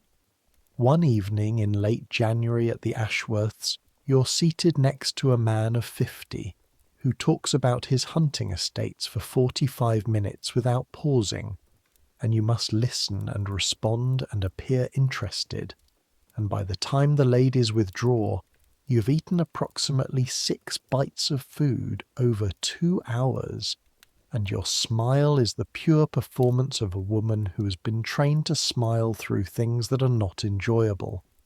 In the drawing room after, you eat 4 sandwiches in rapid succession, while Miss Graham watches with an expression of complete understanding. 2 from Norfolk, she says, 1 from Suffolk. What? The sandwiches. I've eaten 2 from Norfolk and 1 from Suffolk. I'm attempting to determine whether the quality of the bread differs by county. The quality of the bread, you say, eating the 4th sandwich, is excellent regardless of county. Agreed, she says, though the Suffolk one was slightly better. The men take longer tonight than last time, probably the politics. Parliament in 1785 is in one of its periods of consequential argument, and men who have any connection to it, or who want to appear as if they have connection to it, will find the port an occasion. The Marchioness beside you has had enough of the tea and has moved to a small glass of something else. She holds it without drinking and watches the room with the expression of someone for whom observation is now more interesting than participation.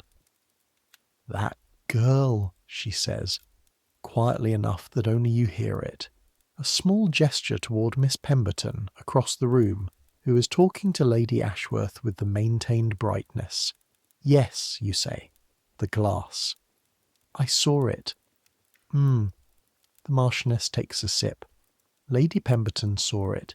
You saw Lady Pemberton see it. Miss Pemberton saw you both see it. This is how these evenings work.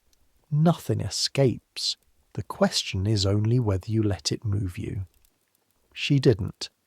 She did not, the Marchioness says. That is something.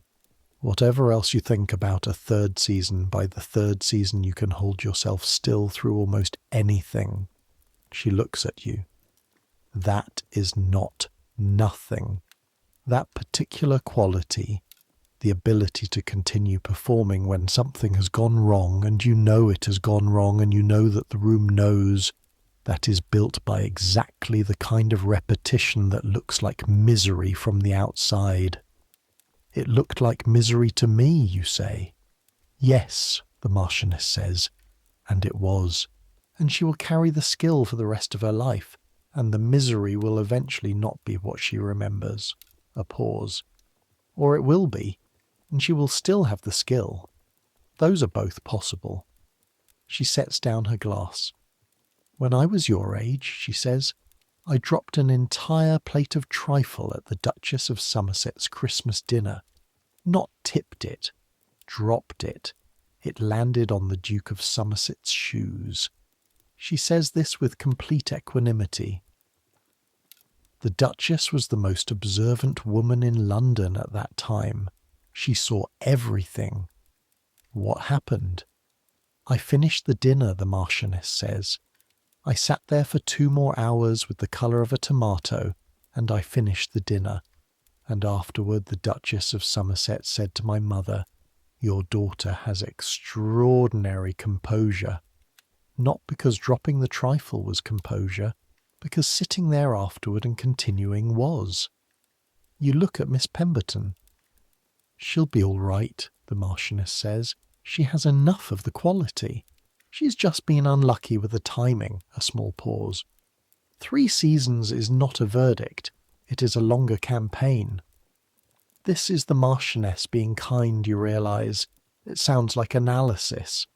But the Marchioness telling you that 3 seasons is not a verdict while Miss Pemberton is in the room is a specific, deliberate act of social mercy, said loud enough for the right person to hear without being addressed to her directly, because addressing it directly would make it into a thing, and not addressing it at all would leave it sitting there untouched, and this way is the only way to handle it without making it worse.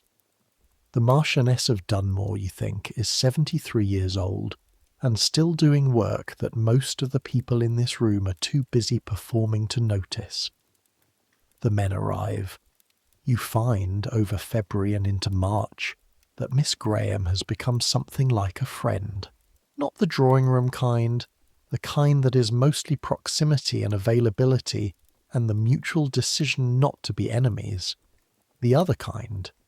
The kind built from the accumulation of honest moments, which are rarer and more valuable than the dishonest ones, and which tend to happen at the edges of evenings, in drawing-rooms after dinners, in carriages, in the rare spaces where the performance can be set down briefly. She tells you one afternoon in her mother's drawing-room that she nearly cried at a ball in February because her feet had been hurting since 9 and she still had 3 hours remaining. What did you do? You ask. Sat out 2 dances, said I had a headache. My mother's expression was memorable. What kind of memorable? The kind that calculates the cost of a headache in units of opportunity lost. She pauses. My mother is a very practical woman. She has had to be. You think about your mother in Wiltshire who gardens. Mine was the same, you say, during her seasons.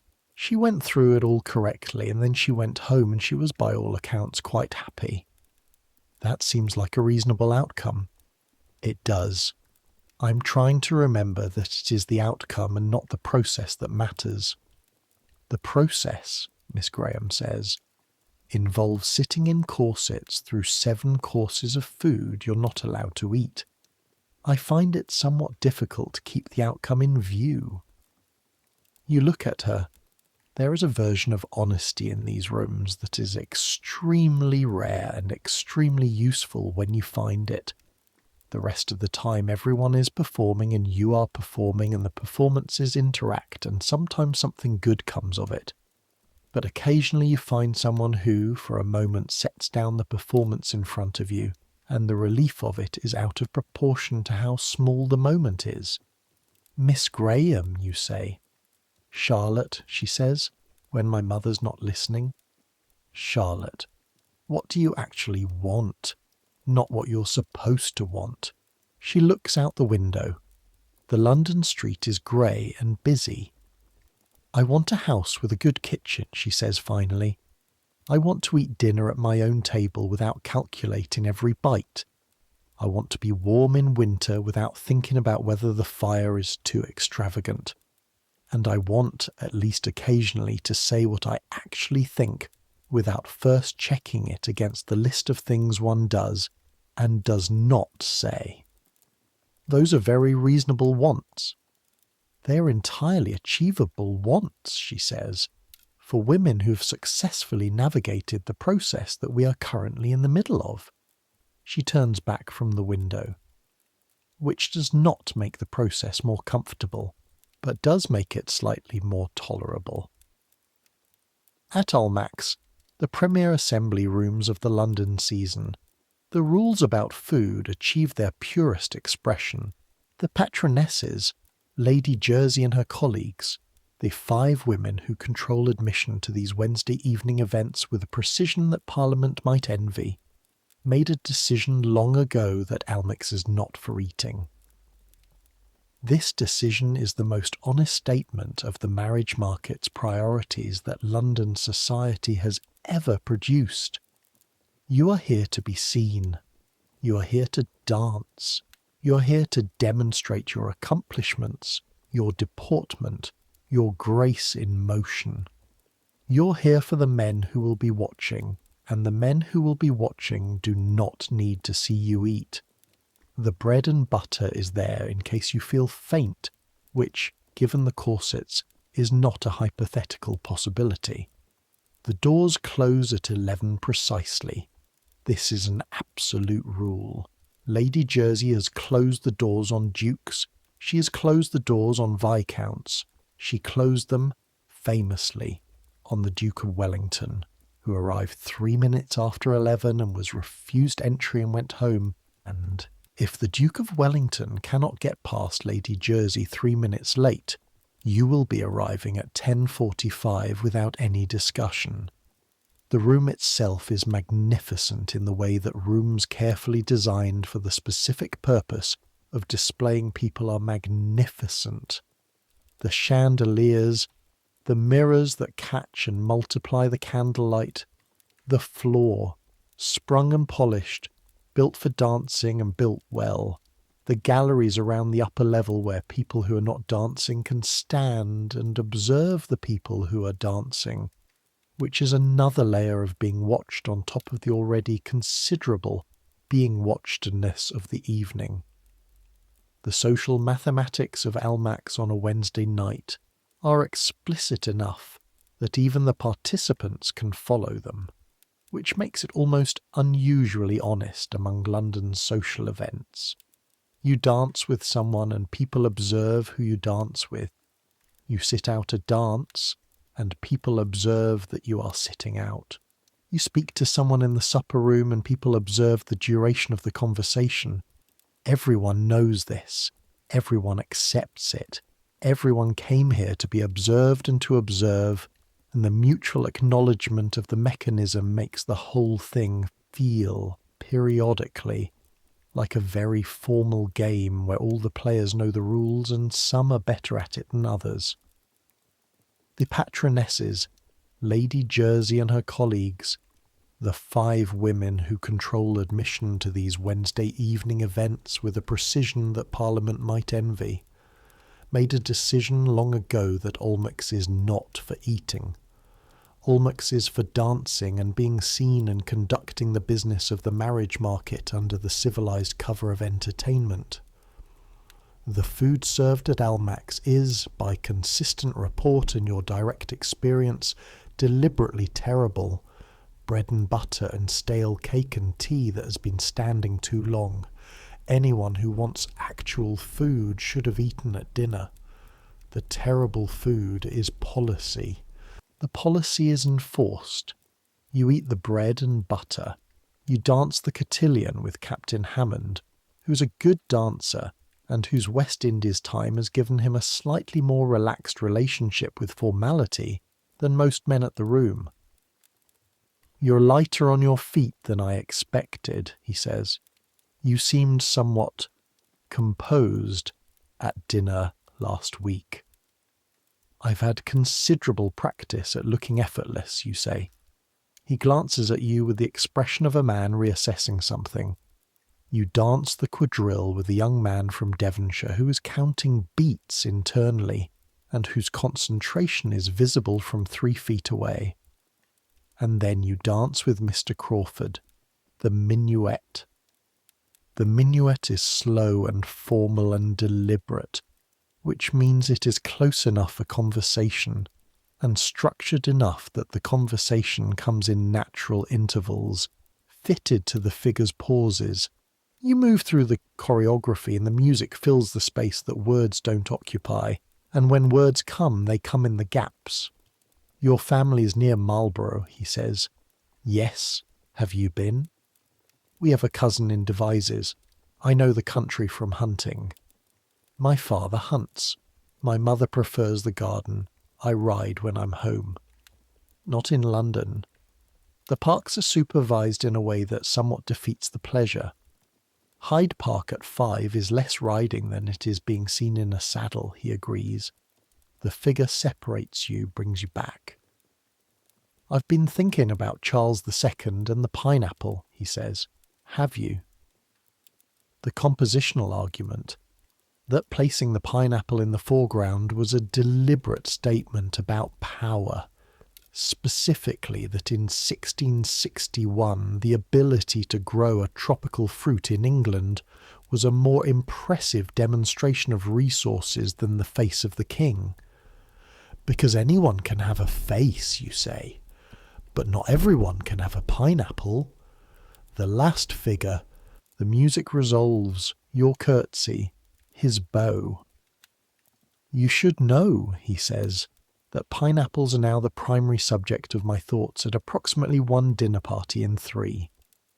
I should apologise, you say. You should not, he says, for the 2nd time. April comes. With April the season intensifies, the social calendar accelerating toward the summer dispersal, everything taking on the urgency of things that must be accomplished before the window closes. More dinners, more assemblies, more occasions requiring the full assembly of the corset and the gown and the hair and the rules and the 3 bites of everything.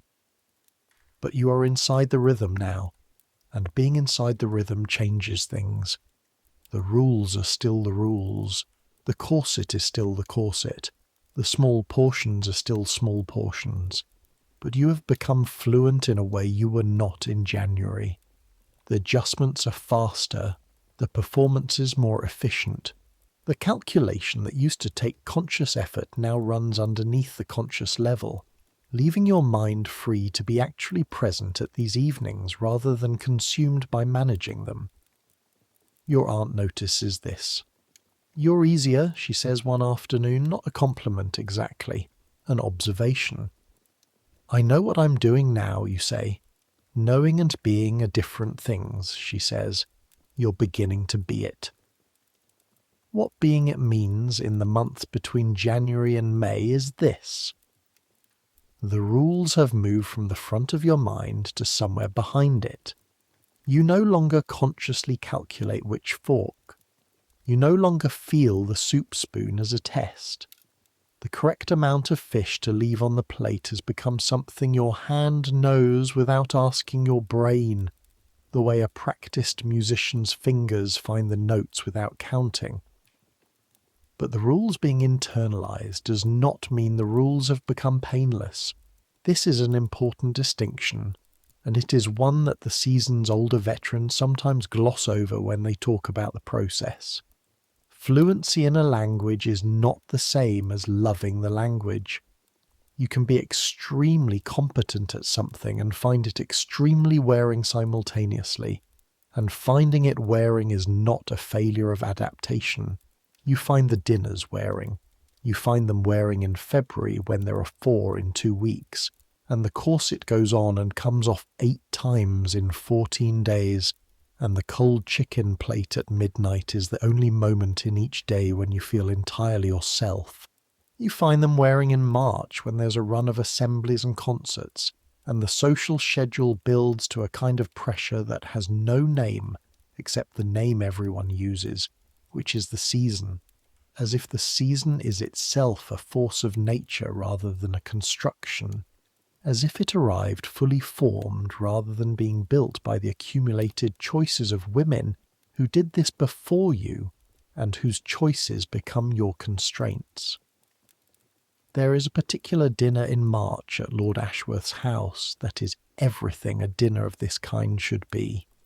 Beautiful rooms, excellent food, intelligent company, and you sit through 7 courses eating correctly and performing your appetite out of existence for 4 hours and come home at midnight and eat cold chicken and feel the corset come off and lie awake at 2 in the morning thinking, I am extraordinarily tired. Not of London specifically, not of any individual component of this, just tired. The specific tiredness of sustained performance, the kind that doesn't rest when you sleep because the performance has gone deep enough to invade your sleep as well. You dream, twice in March, that you are at dinner and you eat the beef. All of it. The whole portion and more quickly without ceremony, just eating because you are hungry and the food is there. And in the dream no one notices, or if they notice they don't care, and the eating is just eating, ordinary and unremarkable, and you wake from this dream with something that is not quite relief and not quite disappointment and is probably both. This is what it costs. The Marchioness knows what it costs. You understand this more clearly by April than you did in January. She knew in January, but you didn't have the experience yet to read what she knew. Now you've been through the full arc of a season, and you sit with her at dinners and in drawing rooms, and you watch her watch the room, and you understand that the composure she wears is not the absence of cost.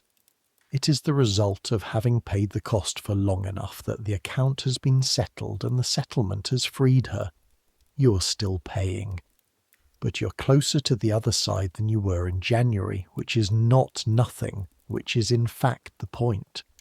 Your aunt, on a Sunday afternoon in late March, when the social schedule has delivered one of its rare gaps, says, "You haven't eaten enough this week. The Ashworth dinner ran late. I wasn't hungry afterward." You're always hungry afterward. Everyone is always hungry afterward.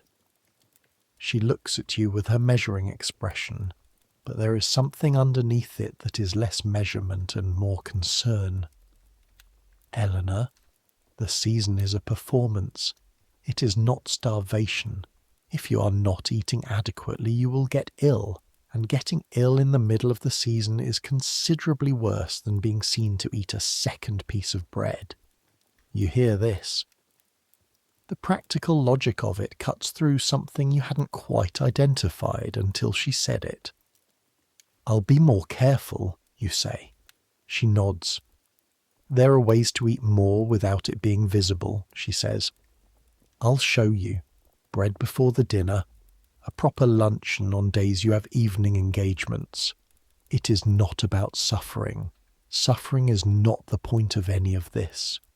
This is the most direct thing your aunt has ever said to you about the rules, the clearest statement of the principle behind the system, not suffering for its own sake, but performance that requires managing the conditions of performance, and the conditions include the physical reality of the body doing the performing.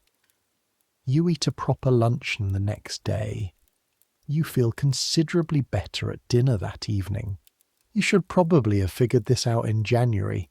At Lady Pemberton's April dinner, she hosts in April every year, April being the hinge point of the season. You're seated across the table from Mr. Crawford. Not accidental.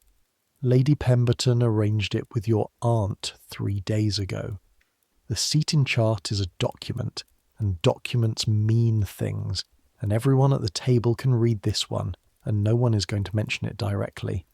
You eat your soup, slowly, correctly. You eat your fish, with appropriate appreciation. The meat courses. Beef, miss? The footman asks. You consider. A little more than that, you say.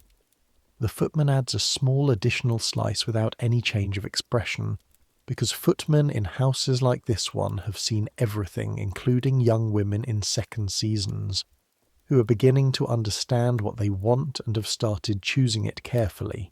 Across the table, at some point during the second remove, Mr. Crawford says, My mother has suggested she would very much like to see the country around Marlborough sometime this summer. She has a cousin in Devizes. The country's very beautiful in summer, you say. I thought it might be. The footman comes again. More, miss? You look at the beef on the dish. Yes, you say. Thank you. One more small piece. One more deliberate choice. Your aunt, across the table, does not look at you. But the slight lift of her chin is legible to someone who has been reading her for 20 years. The evening ends correctly. The withdrawal, the drawing room, the port, the men returning, the tea and the good conversation, and the carriages at 11. Lady Pemberton at the door. Do come again soon. And the carriage home and your aunt's silence, and then the second portion of beef. Yes, you say. You ate it slowly. I did. Crawford saw. He was watching the table. He was watching you. A pause. Do you know what you're doing? You think about this honestly. I'm beginning to, you say. She looks out the window at the dark street. Good, she says. In the last week of May, a letter arrives. From Lord Crawford's household. For your aunt, formally. She reads it at the breakfast table with her expression doing nothing and then passes it to you. It is an invitation, a suggestion. The summer, Wiltshire, an interest in becoming better acquainted. You read it twice. You fold it carefully. Well, you say. Yes, your aunt says. The last evening in London. The house is half packed, furniture in covers, the good things wrapped in cloth and straw. Your aunt's house in transition looks smaller than it did in October, the way rooms always do when they're being emptied of the things that gave them their claim on the air. Just the two of you at the table in the small dining room. No footman, the plain everyday things, a decent fire. Your aunt has had the cook make a proper dinner, the kind of dinner that does not happen at dinner parties. Roast beef and vegetables and a sauce and bread and a tart for pudding and wine, genuinely good wine, because she has excellent taste and does not stint when she is not performing. You eat, no servants watching, no one counting bites, no one observing whether your expression contains too much appetite. Just the two of you, and the food and the fire. You eat the beef at the pace you want to eat it. You eat considerably more of it than 3 bites. Your aunt eats with the same unguarded appetite, the dinner she's been too busy performing for most of the season to eat. Lady Pemberton's cook, she says at some point. Do you know what she earns? I don't. £12 a year. For a kitchen that produced every meal you sat through this season. £12. You think about this. What does Monsieur Delacroix charge per session? 12 shillings approximately. You do the math. The hair costs more per hour than the food that feeds 17 people costs per year. The hierarchy of what is valued and what is not, your aunt says, is one of the period's more consistent features. You eat the tart, which is exactly what a tart should be. Pastry that crumbles, fruit that has been enhanced rather than drowned, sweetness that does not overwhelm. Tell me about your seasons, you say, when you were my age. She's quiet for a moment. Much the same, she says. The specific fashion's different. The fundamental structure identical. Your grandmother's corset was laced tighter than yours has been this year. She fainted twice in a single season and attributed it to nerves. It was the stays. Of course it was the stays. But she was inside the system and cannot quite see it as a system. That takes distance. The Marchioness has the distance of 60 years. She seems happy. She is happy. She earned it. She went through this, exactly this, and then she had 40 years on the other side of it to be as happy as she chose. Your aunt looks at her glass. That's what it's for, Eleanor. Not the suffering. The suffering is the cost. The other side of it is the point. The clock strikes 9. Outside, London is doing its London things. The streets are running with whatever London streets run with in May at 9 o'clock. The tavern's open. The coffee house is full. Somewhere, someone is eating dinner at a table with silver candelabras and correct forks, performing their appetite for 17 people. Somewhere else, someone is eating whatever they can find, quickly, without ceremony, not thinking about it at all. The gap between those two someones is everything and nothing. You refill your wine. What was the best evening, you ask? Your aunt thinks for a long time. There was a dinner, she says, in my first season, at which the Marchioness of Dunmore, who was then somewhat younger but no less formidable, said to me across the table with everyone listening, "Mrs. Stanhope, you have the most sensible face in this room." Which sounds like a compliment, but from the Marchioness is more like a diagnosis. I thought about it for weeks afterward. What did you decide it meant? I decided it meant she could see I was paying attention to the right things, not the forks, the people, the conversations underneath the conversations. A pause. I think she said the same kind of thing to you tonight. Different words, same message. You think about the pineapple and the Marchioness saying, "That's what wealth looks like." Yes, you say. The evening ends quietly. You go upstairs and Sarah is there. The tea and the bread and butter and the cold chicken on their plate. The ritual of undoing what the morning built, and the corset comes off and the breath comes back and you eat the cold chicken standing in your shift in the candlelit room, and it is, as it always is, the best thing you've eaten all day. That night you lie in the dark of the familiar pale blue room, which will be back to whatever colour replaces blue by next year, and London moves outside the curtains, and you think about the season. You think about all the women who sat at all the tables, not just the young women in their seasons, the ones performing appetite out of existence for the marriage market. All of them. The hostesses who performed a different kind of management all evening, who produced the beautiful rooms and the 7 courses and the correct seating, and made it look effortless when it was hours of work.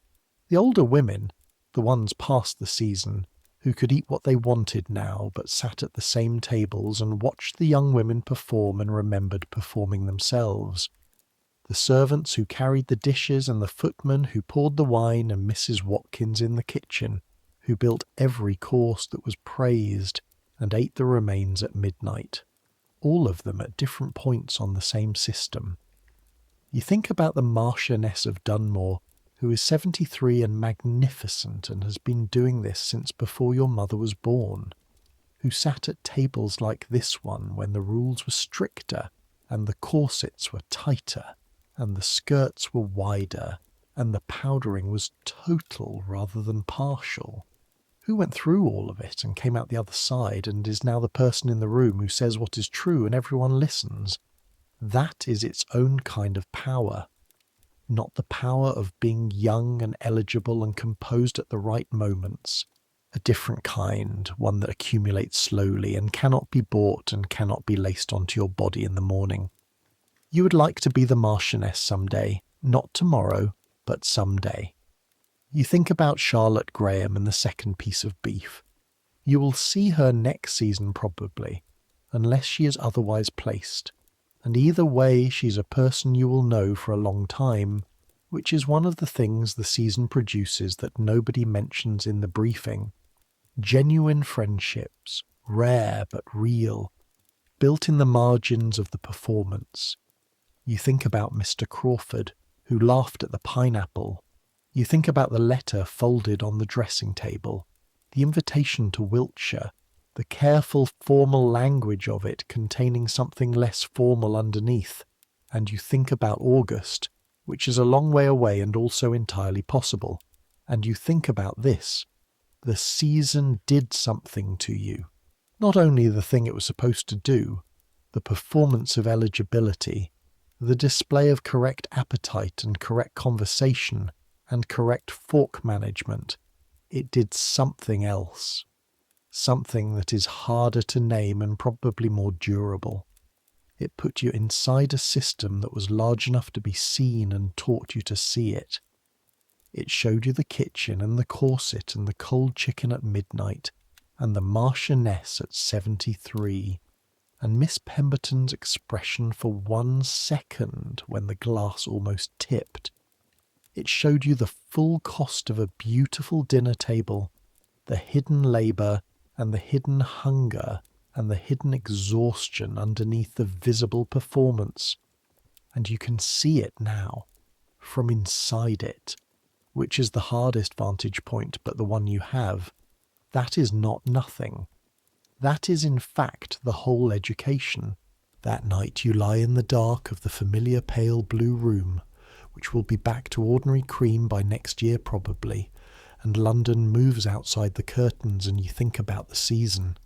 7 months, dozens of dinners, hundreds of bites of food eaten slowly and correctly under observation, the soup never finished, the beef in 3 bites, the fish in careful modest quantities, the marzipan made to last, the biscuits in drawing rooms, 4 of them, your private rebellion against the rules, the corset every morning and the corset every night, and the corset removed at midnight with the breath that follows, the performance of appetite that is not appetite, the daily embodied argument that you are not hungry, that you do not need, that you are above the mere want of food, even as the food is extraordinary and the hunger is real, and both of these things are true simultaneously in the specific way that most important truths are true simultaneously.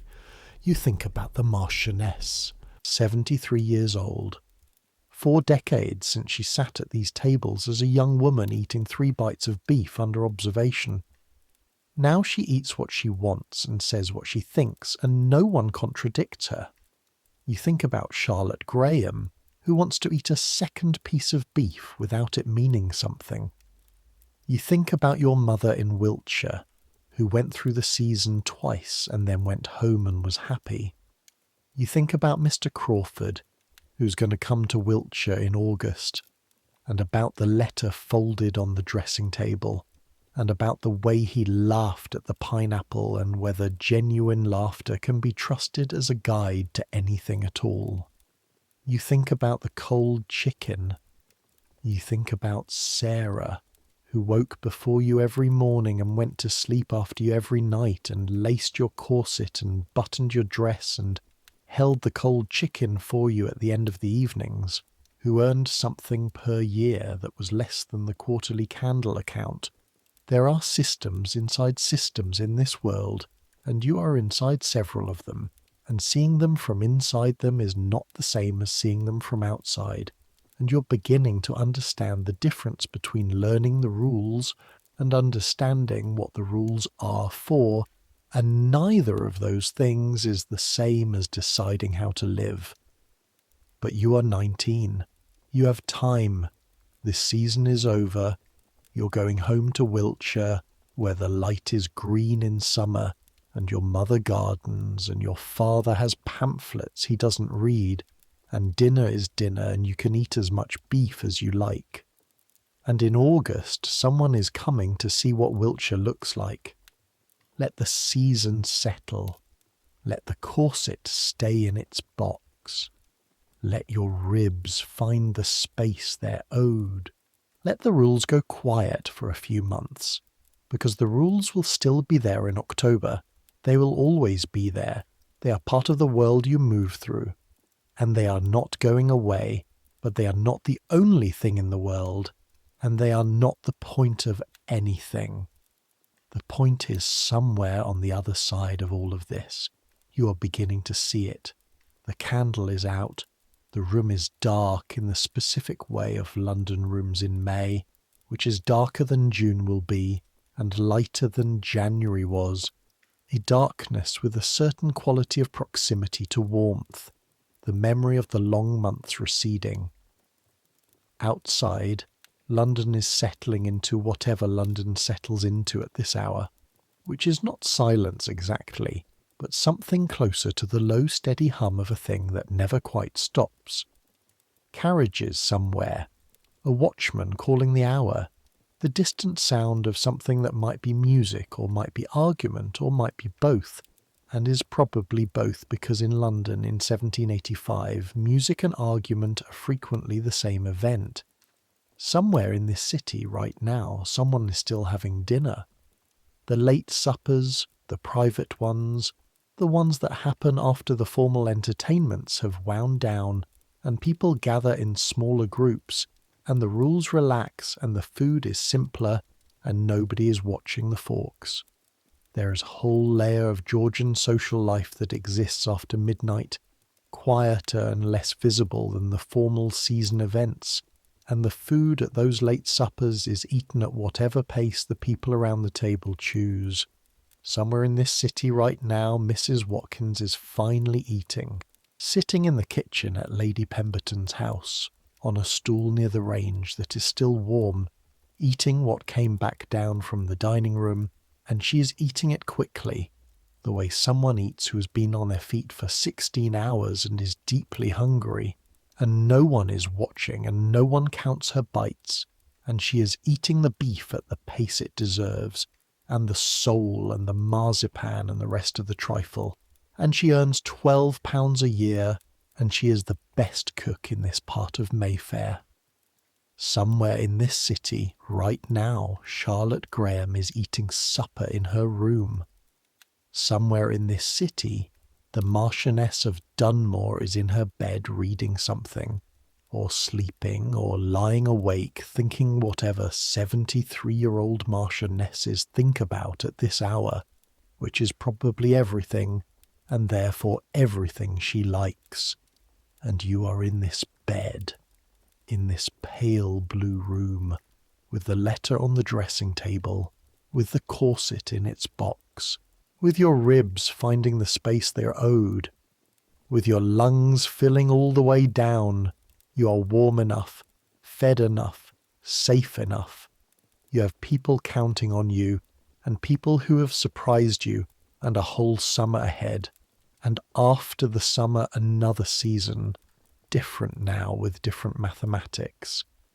You have the skill that has been built in you over these months, the composure that was built by the cost, the ability to hold yourself still in a room when something goes wrong and continue, and that skill is yours now, whatever you do with it.